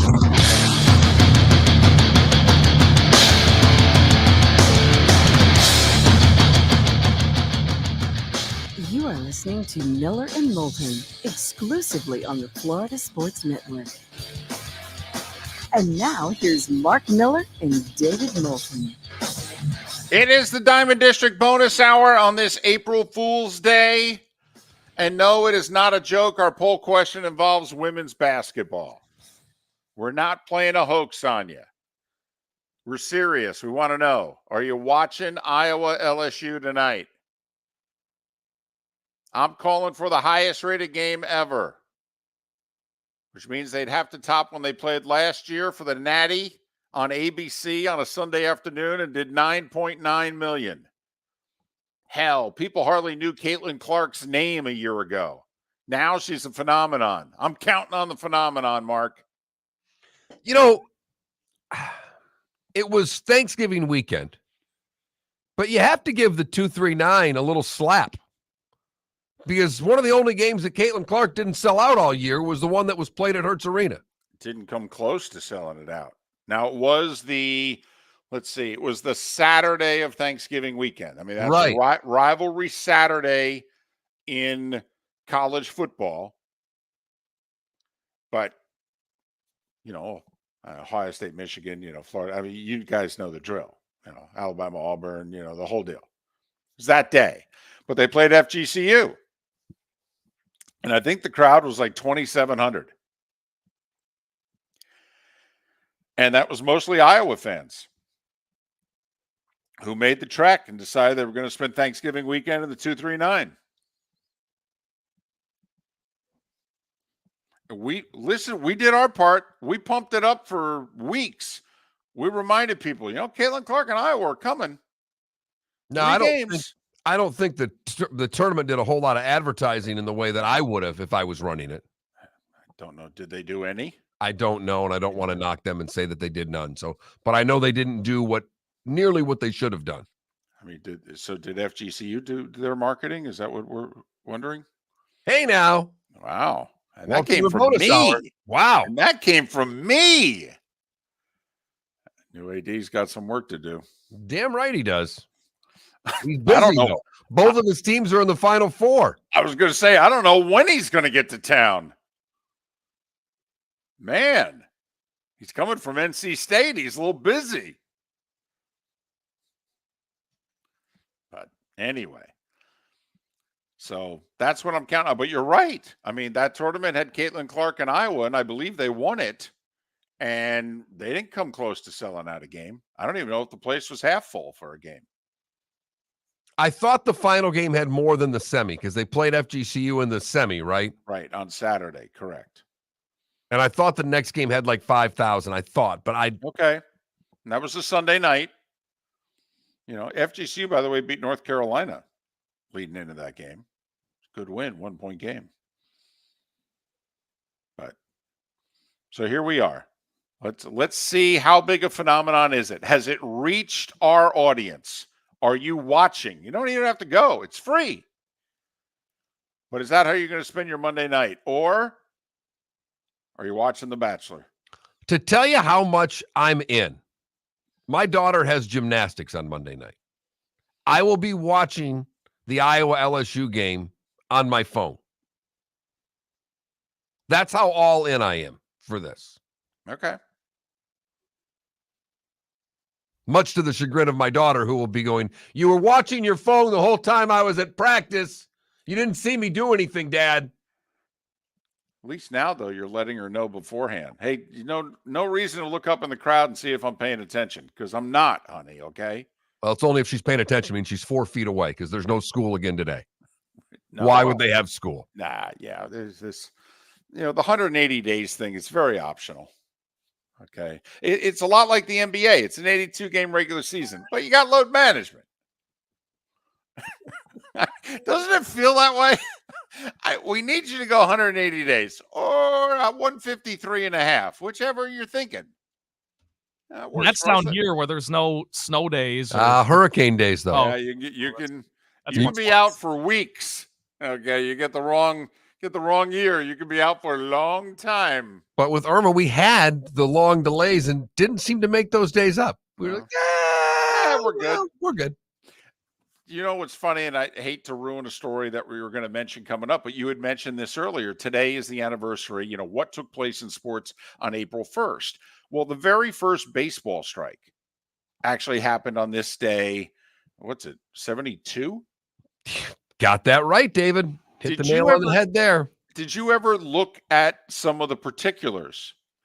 They didn't make up any of the games that were lost. And the AL East that year was literally decided because the Tigers beat the Red Sox by a half a game because the Tigers played one more game than Boston and won it. Could you imagine them allowing something like that today? They didn't make up the games. Everybody didn't play the same number of games. David, could you imagine them not making up a game today because of the gate and the TV revenue and all the things that go? They jam games in at any point. Right. They just said, we're doing a day-night doubleheader, 1 and 7 o'clock, 2 separate gates. Right. Absolutely. Or you're both off Thursday, August the 15th. We're going to play then. Right. So I don't care that you're in LA tomorrow. You're playing Detroit on Thursday at 1:30. Which, oh, by the way, added to that whole Red Sox, angst. The 60. Remember, because although in 72 we had split divisions, like when the Red Sox won the pennant in 67, all they had to do was, they were the best team in the American League. There was no East and West. There was no LCS. That didn't come into effect till 69. But here are the Red Sox in this World Series drought and what have you. And obviously they had a really good team in 72. Yeah, but they only played 153 games and the Tigers played 154. And they happened to win it. So congratulations, you're the AL East champs. Wait, what? And so you got to play the A's dynasty. The A's would go on to win the first of their 3-in-a-row World Series. But anyway. All for a $500,000 increase in the pension fund. So that's basically all the players got out of this. And what was interesting about it, too, is that the players had yet to be paid. They literally went on strike the day they were supposed to get their first check. So the owners withheld the check from them. Well, remember, they're not making any money. Players still in that day and age are having winter jobs to work part-time before they go to spring training.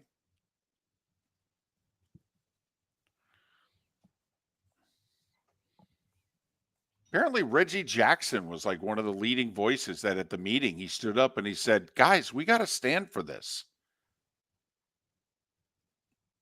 And this was back in the 70s, right? Right. Not even the 80s. That's how long ago it was. But we digress. So the Final Four set, 2 1s, a 4, and an 11.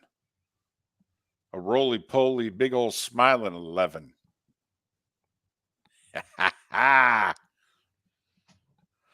Tough to be a Cinderella from a power conference, but they pulled it off. They are now. They weren't last Monday. They are now, David. Correct.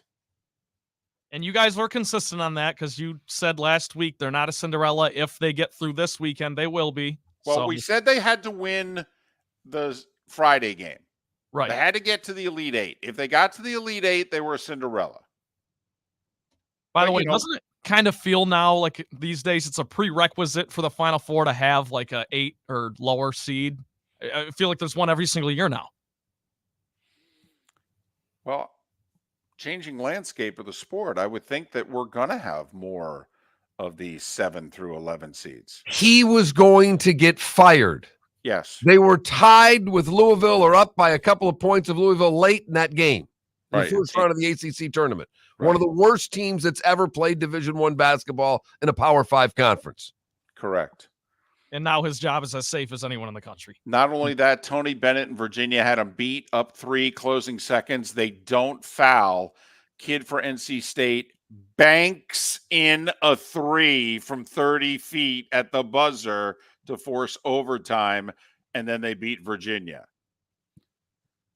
They certainly don't make the tournament if they lose that game, and it's up in the air as to whether Keats gets fired or not. It's very much a flip of the coin. I think he probably does, by the way. I'm with you. I think he gets fired if that shot doesn't go in. Or if Virginia just smartly fouls. Right. Never lets them get in the position to bank in a three-pointer to tie the game. So play your defense, Virginia. Nice move. Meanwhile, listen, this Alabama basketball team, heck, they could be more entertaining than this season's Alabama football team. Hello. They're averaging just under 90 points a game in the tournament. They've only scored less than 89 points in the tournament in one game. Grand Canyon's feeling pretty good about themselves. They're like, yeah, we held them to 72. Mark Sears, another one of those shooters that just can pull up from almost anywhere relative to the college game. And they like to run track meets. Yeah. Good luck. But don't you want to see them for a half hit all their shots? Yeah. Up and down. Put I want 40s. to see it be 38-32 Bama at the half. Well, that's the funny thing is we talk about all this stuff and how good Bama can be, and yet they're 9.5-point underdogs. Like what are we talking about here with UConn? It's insane. Actually, I think they're the 11.5-point dog. They are? I think Bama is NC State's the 11.5. 9.5? I think NC State's the 9.5. So even Yeah. furthermore. Exactly. Alabama, who was preseason pick to win the SEC, a top 10 team most of the year. Yeah, it's 11.5. Yeah. Mm-hmm. 9th ranked team in the net. 11.5-point dog to UConn, who's won 10 straight tournament games, all by double figures. They actually think Alabama's going to score 75 in the game, right? 161, that's 86-75. Yeah. Mm-hmm. That's cute, isn't it? Somebody scoring 75 on UConn. I mean, I think the Warriors can. I'm pretty sure they can. Someone sent it as in a group text. Someone said, can we just name them the 8 seed in the East so this can be a little bit more entertaining? Yeah, do you think UConn could beat my Pistons? No. I don't either, but I would love to see that. Once again, everyone on the Pistons is an NBA player. How many UConn players will go to the NBA? 4. Mark Miller for Molly Maid. Why Molly Maid, you ask? Trust. Moulton was a customer for 15 years. Affordability. Didn't I just say Moulton was a customer for 15 years? Worry-free services. Our professional house cleaners are fully insured and a 24-hour warranty. Call Molly Maids today at 239-774-5839. That's 239-774-5839 or online at mollymaid.com/FTMYERS. That's mollymaid.com/FTMYERS. Visit Jason and Todd at the Diamond District. Hi, I'm Jason. And I'm Todd with the Diamond District. I believe in complete transparency. If you're shopping for diamonds in Naples, you're paying too much. If you're shopping in the Cape or Fort Myers, you also won't see the selection you deserve to have. If you're online, there's no human connection, and you won't know if your diamond is beautiful or not until it shows up in the mail. Just because it's GIA certified doesn't mean it's brilliant. There's so much more to a diamond than its cut, color, and clarity that makes it beautiful. Visit us at the Diamond District for a non-commissioned and educational presentation and quit paying more in Naples or buying blind from the internet. The Diamond District has the rarest diamonds from half carat to 10 carats. You won't find a bigger selection or better value. And you won't find a better buying experience. Jason and I are in the store nearly every day, and we look forward to shaking your hand and welcoming you to our Diamond District family. At the Diamond District. The law firm of Michael F. Hornung has successfully represented the citizens of Southwest Florida for over 30 years. As a former prosecutor, the information I know is information you need to know. If you've been arrested for a DUI, a criminal matter, or involved in an auto accident, call the law firm of Michael F. Hornung. I'm a local attorney with local knowledge to assist you through the process. For a free consultation, call 239-437-0095. That's 239-437-0095. Offices in Fort Worth. You were listening to Miller and Moulton on the Florida Sports Network.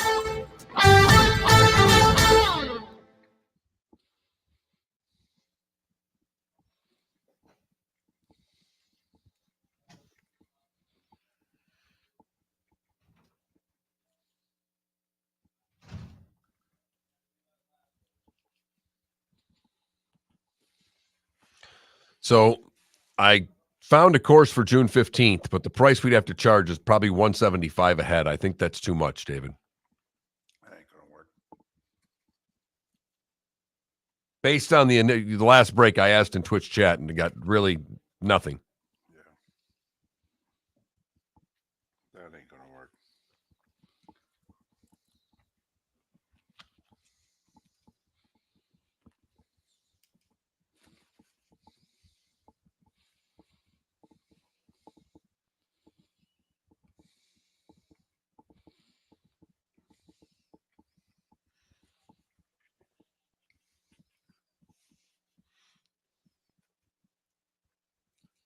Could do it 150, they wouldn't get anything but golf. No, golf and lunch. No shirt.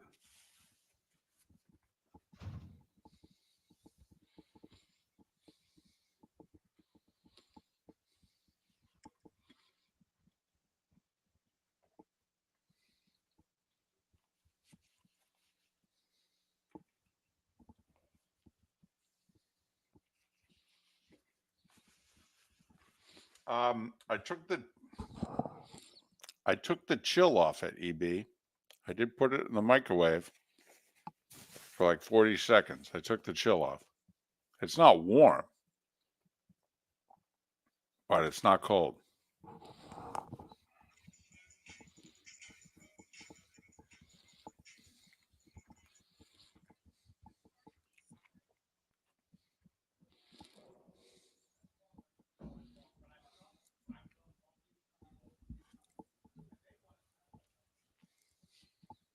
I wasn't even doing a golf shirt, Ryan. I was doing a t-shirt.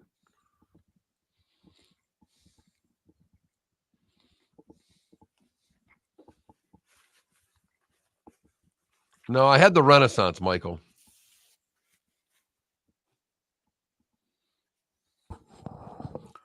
For connection, I'd go Detroit, but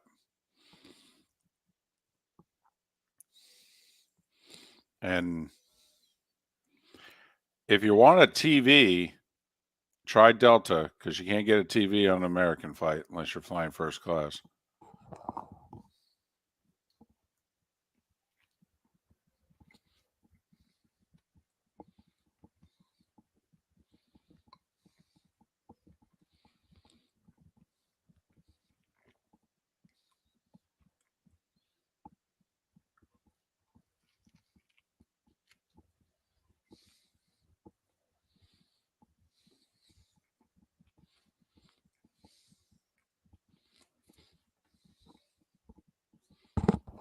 Oh, well, if you're flying to Europe, fly out of JFK. I mean, it's a shorter flight.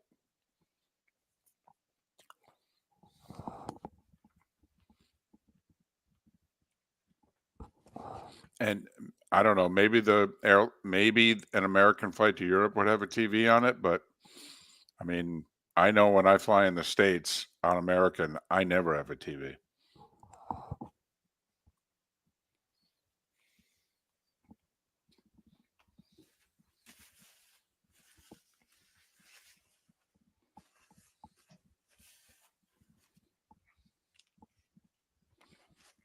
Yeah, I'm with Guillermo. I would have to guess on a flight that long they'd have a TV.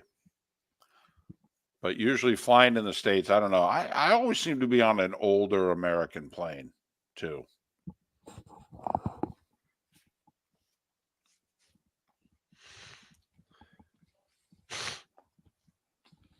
But I would still fly out of JFK. It's shorter.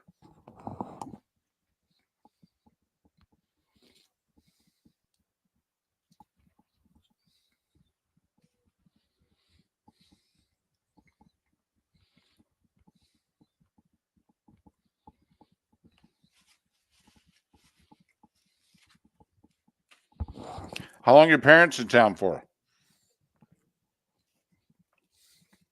A week, and then they're going up to Augusta. Here we go. Welcome to the bonus hour, brought to you by Jason and Todd at the Diamond District. And now, here's Mark Miller and David Moulton. 21 minutes past the hour on this April Fool's Day. Just like that. Year's quarter over, give or take a couple days. Year's flying by. No? Yeah, they all do when you get old, David. Been trying to tell you that. I don't know. You know, sometimes I think it depends on the event that it is you're comparing time to. Like, you know, last weekend even, you know, and obviously when the tournament comes around in these parts, FGCU gets mentioned. 11 years now since the Dunk City run of the Sweet 16. The calendar matched up perfectly, too. Like when they beat Georgetown, it was on Friday the 22nd. When they beat San Diego State, it was on Sunday the 24th. When they lost to the Gators, it was on Good Friday, Friday the 29th. You know, the calendar matched up perfectly. And so I've been kind of thinking, does it seem like 11 years? No, it seems like 23. All right. So I had a question for you, way off the sports topic, because we did Easter differently. I had a small, just the wife and daughter Easter dinner. Right. You had a bigger Easter dinner. Oh wait, you had a road game. Right. We had to provide all the food for it. Right. But there was a mother-in-law, a daughter, a son-in-law, and a grandchild involved. Yes. Right. Since you brought all the food with you, all of it. If there was food left, did you bring said food home? You know, that's a very interesting question, Mark. Because for some reason, the people who bring all the food don't necessarily take all of what remains with them. Because I noticed you just had a slice of pie. If there's a pizza laying around, at some point you'll knock down a piece of cold pizza in the morning, which is outstanding and good for you. Sometimes I get a little jealous, but right. I knew what was served yesterday at the Easter dinner, and I fully expected you to be knocking down a ham sandwich at some point during the show today. And I'm not seeing that, which leads me to believe that you were unable to secure the leftovers of the meal that you purchased. So here's the deal. There was not a ton of leftovers of the meat, number one. But we were allowed to bring them home, which is good because we paid for it. Bought them, right. Right. But since there's only a certain amount left, I was instructed that amount needs to be left for the other people in the condo. So I am being punished because I'm a vociferous eater and I'm not allowed to have any of the Easter dinner. Also, we brought cookies. And we left the cookies, intentionally left the cookies. Yes, wife decided that, no, we should leave that. And that's fine because the cookies is something that you kind of would just bring as a dessert, not when you're bringing the whole meal. Thank you. You show up somewhere and you know what? Let's Thank bring you. some cookies and we'll Right. leave them the cookies for a dessert. That Right. makes sense. Right. But the protein should be returning with you. Yeah. Well, apparently there's only enough for the women in the house, Mark, not for the men. Or the man. Right. Interesting. Fortunately, I'm lucky enough now that my daughter just looks at me at the meal that we're eating and says, whatever you want on the plate's now yours, Dad. Once she's done, she officially just says, Dad, it's yours now. Go at it. Thank you. So she treats you like the family dog. Completely. Okay. Rightfully so, too. Good to know. Trent, since you didn't provide any of the food, okay, was the food, and because your parents flew into town, right? Yep. So you had a pretty big Easter, right? Did you have the grandparents there too? Grandparents came up, so it was grandparents, aunt and uncle, and mom and dad. That's wow. You had a big Easter celebration. It kind of is going to throw off my frame of reference for next year because I will, won't have that much family on Easter down here. No, this was it. This was the one and only. Yes. No. Take pictures. Right. No. You're on your own going forward. Absolutely. You should have ended up with all of the leftovers being the single guy who is surviving on ramen noodles all the time right now. They set me up pretty well. Okay. So we're good on that front. My uncle made ham. He made a turkey. There was 7 different sides. It was a big deal. So there's a lot of protein and carbs in your fridge is what you're saying. Yes. And I ate more yesterday than I had the entire week. And I had witnesses. Mom and dad must be just saying to another, does he starve during the week? Does he have money for food? Dad goes, no, man, Mark warned me. I know what they're paying him. No. The stipend needs to go up, honey. He's still on the payroll. Listen, you continue to do this for a living, you're going to be on the payroll a long time. Okay? You want to get off the payroll, you got to change careers. Or get a really big break. Right. Because you'll get a great education from Miller and Moulton, but that's about it. Oh, we're off to a hot start in that department. Okay. Good to know. I told you guys say things sometimes. I write it down. Like, first one was, this is a TV show. The NFL. And were we right? Oh, 100%. Okay. You didn't think so at the time. Watching the tail end of last season with that in mind certainly reinforced that idea. There you go. So only one more week of the Capital One, Nance, Barkley, and what have you commercials. All right. I'm a little disappointed. I thought we'd have a few more original Capital One commercials this year. You really did? Yeah. Wow. You had high hopes for Capital One, Nance, Barkley, Well, Nance isn't busy. He's not doing the games. He's got the time. In fact, there was a commercial about that. That's right. The plot. What's Nance doing? Nance needs a hobby. Nance. By the way, Spike Lee works on a lot of those commercials, I think, and that's why they're usually as good as they are. But I'm with Mark. I wanted 7 of these. We got 2.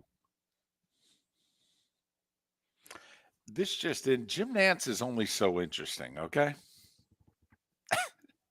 Yeah, but it's not. It doesn't need. He's very good. Chuck's really interesting. Chuck's great. They got Dionne Warwick in one of them, which is come on, give me some more of that kind of stuff. Is that too much to ask? I like how Magic's just a supporting actor in this whole thing. Right. Nowhere near the star, but they bring Magic in. Yeah, just called them up. Exactly. Say, you nearby? We're filming this. Why don't you stop by? We need a cameo. And he graciously accepts. If If I had one question for Dionne Warwick, do you remember when she fronted that whole Miss Cleo and the whole you called and Psychic, psychic hotline or psychic whatever it hotline, was? right? Which went out of business. Which of course begs the question: how could Miss Cleo not know it was coming? So that would be my question for Dionne. Hey, you lost a lot of money in that. How could you not know it was coming? No? Okay. It's definitely not too soon. Right. I mean, this is I think it's okay to ask that question now. 100%. I have no idea what you guys are talking about. No, you'll have to look that one up. Sorry. I will. I'm intrigued now. Miss Cleo, psychic hotline, go. Yeah. Dionne Warwick was a spokesperson for the psychic hotline that went out of business. And wouldn't you think the psychic hotline would know?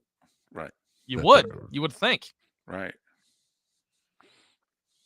I would ask her if the Lions are ever going to win a Super Bowl. And she'd probably say no, and she'd be wrong about that too. But Miss Cleo did predict Purdue to go to the Final Four. She just did it in 1989. Good, bad, and ugly. What's on tap? Today was the day when. That will wrap up the show. Miller and Moulton, thanks for listening. Visit Jason and Todd at the Diamond District. When choosing something of high value and personal significance, such as a diamond, you want to shop with the best. And the mall is not the place to be. Here are my friends, Jason and Todd with the Diamond District. Take a stroll in the mall, pop into a few jewelry stores, and you'll soon discover you're in the wrong place. Rings begin to look all alike. You're not finding GIA certified diamonds. You quickly realize you know more than a salesperson helping you, and all the same financing gets pushed on you. Visit Jason and me, and you'll find America's top bridal designers dealing exclusively with the Diamond District. You'll find the largest selection of GIA certified diamonds, all priced 8 to 10% over cost. You'll find educated sales consultants who have many years' experience and are not paid commissions. And you'll find Todd and me in the store nearly every day, wanting to shake your hand and welcome you to our Diamond District family. Visit Jason and Todd at the Diamond District. The law firm of Michael F. Hornung specializes in criminal defense, DUI, personal injury, nursing home claims, and auto accidents. I'm a former prosecutor with over 34 years of experience. The information I know is information you need to know. If you've been arrested for a DUI, time is of the essence to maintain your driving privileges. Call the law firm of Michael F. Hornung for a free consultation. At the law firm of Michael F. Hornung, we are committed to excellence in your representation. Being a local attorney with local knowledge is clutch to the success of your case. For over 30 years, we have successfully represented the citizens of Southwest Florida. For a free consultation, call 239-437-0095. That's 239-437-0095. Our offices are conveniently located in Fort Myers. Visit online at mfh-law.com. You are listening to Miller and Moulton on the Florida Sports Network.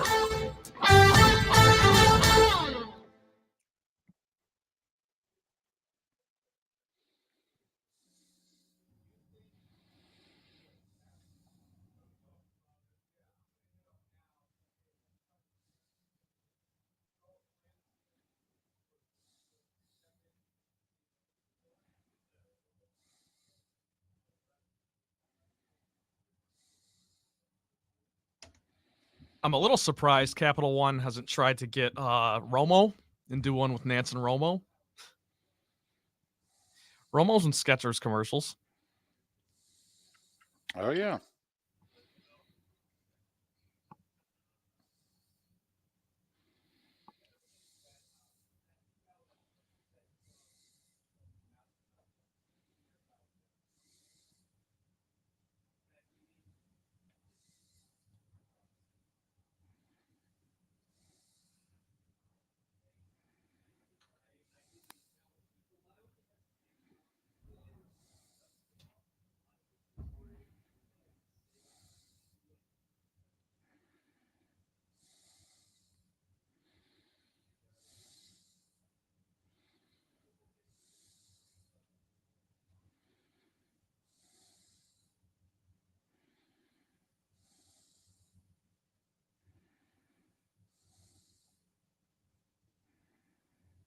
Dionne Warwick was the spokesperson for the Psychic Friends Network.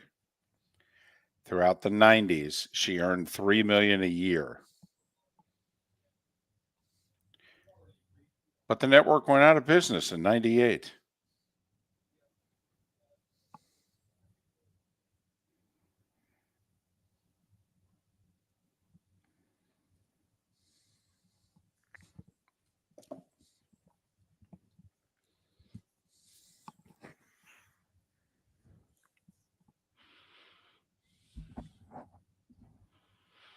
That's what I asked, E.B. Hill.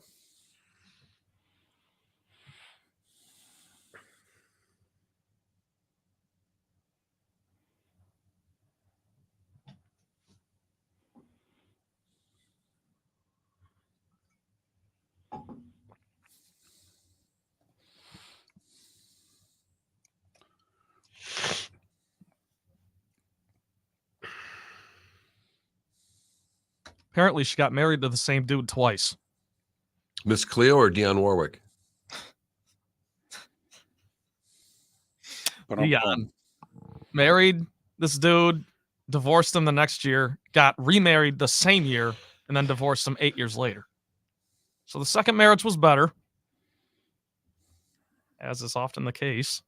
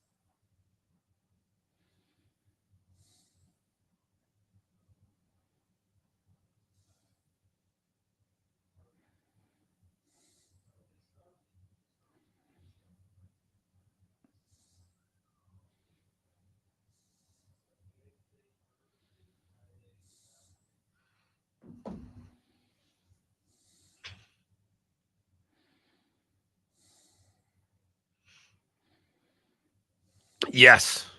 Michigan go blue. Trent needs to be the spokesperson for Miss Cleo. Is that what they're saying? I can't. When I'm on the StreamYard, I don't see the comments, so I don't ever. Yeah, it's just to get off the family payroll. Are you saying Trent needs a spokesman job like that? Yes. So you don't see the comments when you're on that? No. Huh. I mean, I could, but I'd have to be on the. Okay, we're coming back. We're coming back.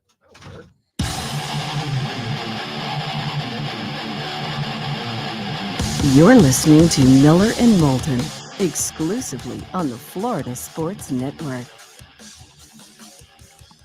22 minutes until the top of the hour, 16 until we're out of here. David Sampson, Pat Kerwin joining us on the show tomorrow. If you miss Bobby Reagan or Brenda VanLengen talking men's and women's hoops, go to millerandmoulton.com. Download what it is you missed. You can also follow us on X at Miller_Moulton. Our poll question today, you watching Iowa LSU women's hoops tonight? Caitlin Clark, they're only a 1.5 point favorite. You watching, yay or nay? 69% say they're watching, David.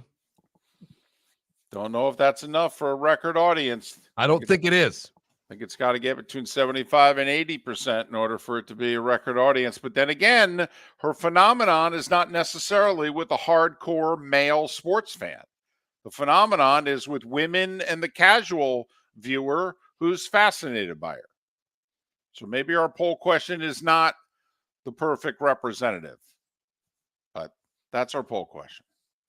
It's time for someone to take back this segment, if for no other reason than to stop David from talking about Meghan and Harry. Here's Mark Miller with Today Was the Day When. 1905 we start. The distress single SOS was first adapted as such today in 1905 by the Germans. They were the first to do it. Was the Morse code SOS. Oh, I thought it was the Police song underneath it. So, okay. You're sending out one Mm-hmm. to the world. Including Apple for that, has one too. including for that line, which seemed to go over about as well. Today in 1919, the Stanley Cup Challenge was not awarded because of the flu. The worldwide flu epidemic ended the Stanley Cup Challenge. It was 2-2-1 at the time, David. Well, wait a minute. They couldn't stop it, and then like 5 months later, go north of the border and just finish it? No. Stamkos come off the bench, score the game winner? No. We go all the way to 1963. General Hospital debuted today in 1963. So did the Doctors, by the way. Yeah. Anybody remember the Doctors? That's why I didn't bring it up, because I didn't think as many people would. GH, on the other hand, was a cultural phenomenon. The Doctors was a show. NBC had Days of Our Lives, and I believe their second best soap was The Doctors. I never liked it. My mother did. 72, we mentioned it earlier, the first ever baseball strike would get them a $500,000 increase in the pension fund. It would last until the 13th. And they wouldn't make up the games. Right. So the Tigers beat the Red Sox for the East because they played one more game and they won it. Unreal. The Steve Wozniak guy and the Steve Jobs guy today in 76 founded a company called Apple. Don't know what became of it. 1985, 66-64, Nova beats Georgetown.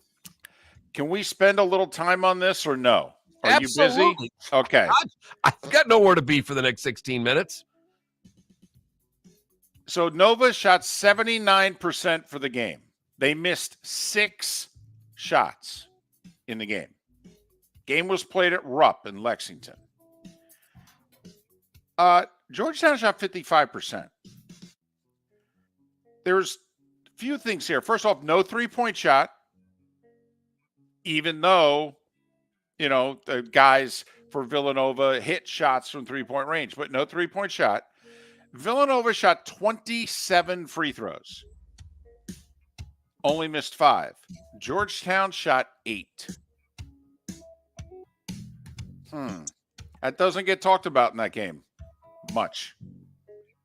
Well, since you brought that up, if I can just real quick slide this in there. Tennessee shot 11 yesterday. Purdue shot 33. A 3-to-1 ratio. For what it's worth. Also, Patrick Ewing's stat line in the game, 14 points, 5 rebounds. Ed Pinckney going head-to-head with Ewing, 16 and 6. So statistically, he played Ewing to a standoff. By the way, Pinckney played 37 minutes, Ewing 39. 3 Villanova players played all 40 minutes. Today in 1989, A. Bartlett Giamatti replaces Peter Ueberroth as the commissioner of baseball. He would not last that long. He would die of a heart attack months later. 91, Duke beats Kansas for the title. Coach K's first. They had beaten UNLV 2 days earlier when UNLV was unbeaten in the semis. The NHL went on strike for 10 days today in 92. Alan Kowicki died in a plane crash today in 93. Man, I was in Binghamton, New York. We had a photographer because I was a sportscaster, and we had a cameraman. And I mean, he's a guy in his late 20s, and he couldn't work the rest of the day. He comes in from an assignment in the middle of the afternoon. He's like, "Is it true? Is it true?"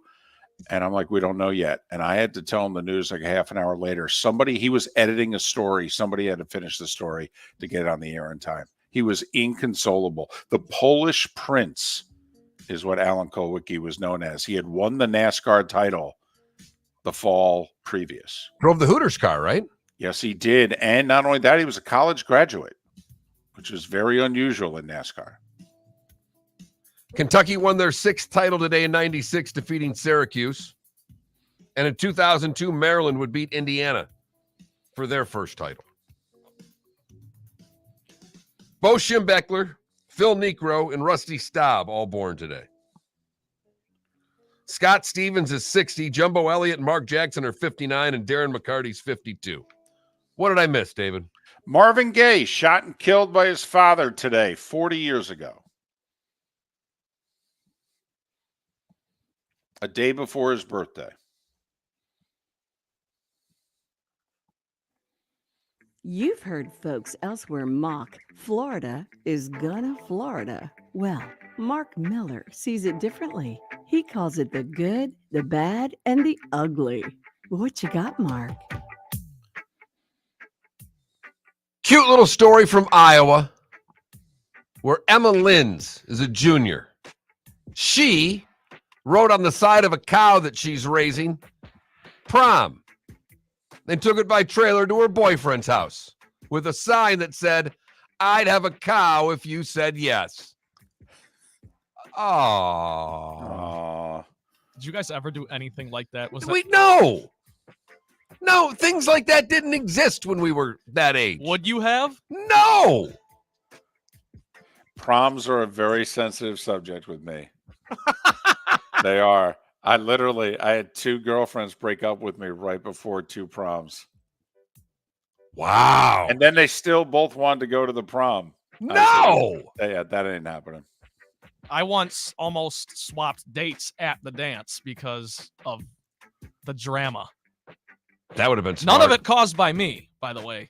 And my date, who I was going to swap with the other, they actually ended up together for like 4 years. Huh. It's a crazy thing. Sorry, go ahead. Look at that. Trent was swinging in high school. Or his friends were. Yeah, his parents are listening, Mark. Let's put it on the friends. No, I got absolutely shafted that night, but it was all good. It's a There fun are story. so many different lines that all of us could say right now. Right. Do them on your own. Right.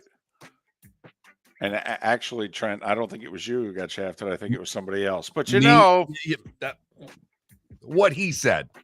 We go to California, where the South San Francisco Police Department said in a Facebook post that there was a mountain lion walking along a fence. But after checking the pictures again, it was just a cat. A bigger cat, but not really a cat that would be confused with a mountain lion walking along a fence. Mistake, South San Francisco Police Department. Finally, the ugly, we go to Miami Beach, where gentleman left the bar and confused the Miami Beach boardwalk for a road as he drove his blue Toyota Corolla into the water of Government Cut, a channel between South Beach and Fisher Island. It was 7 a.m. on Sunday when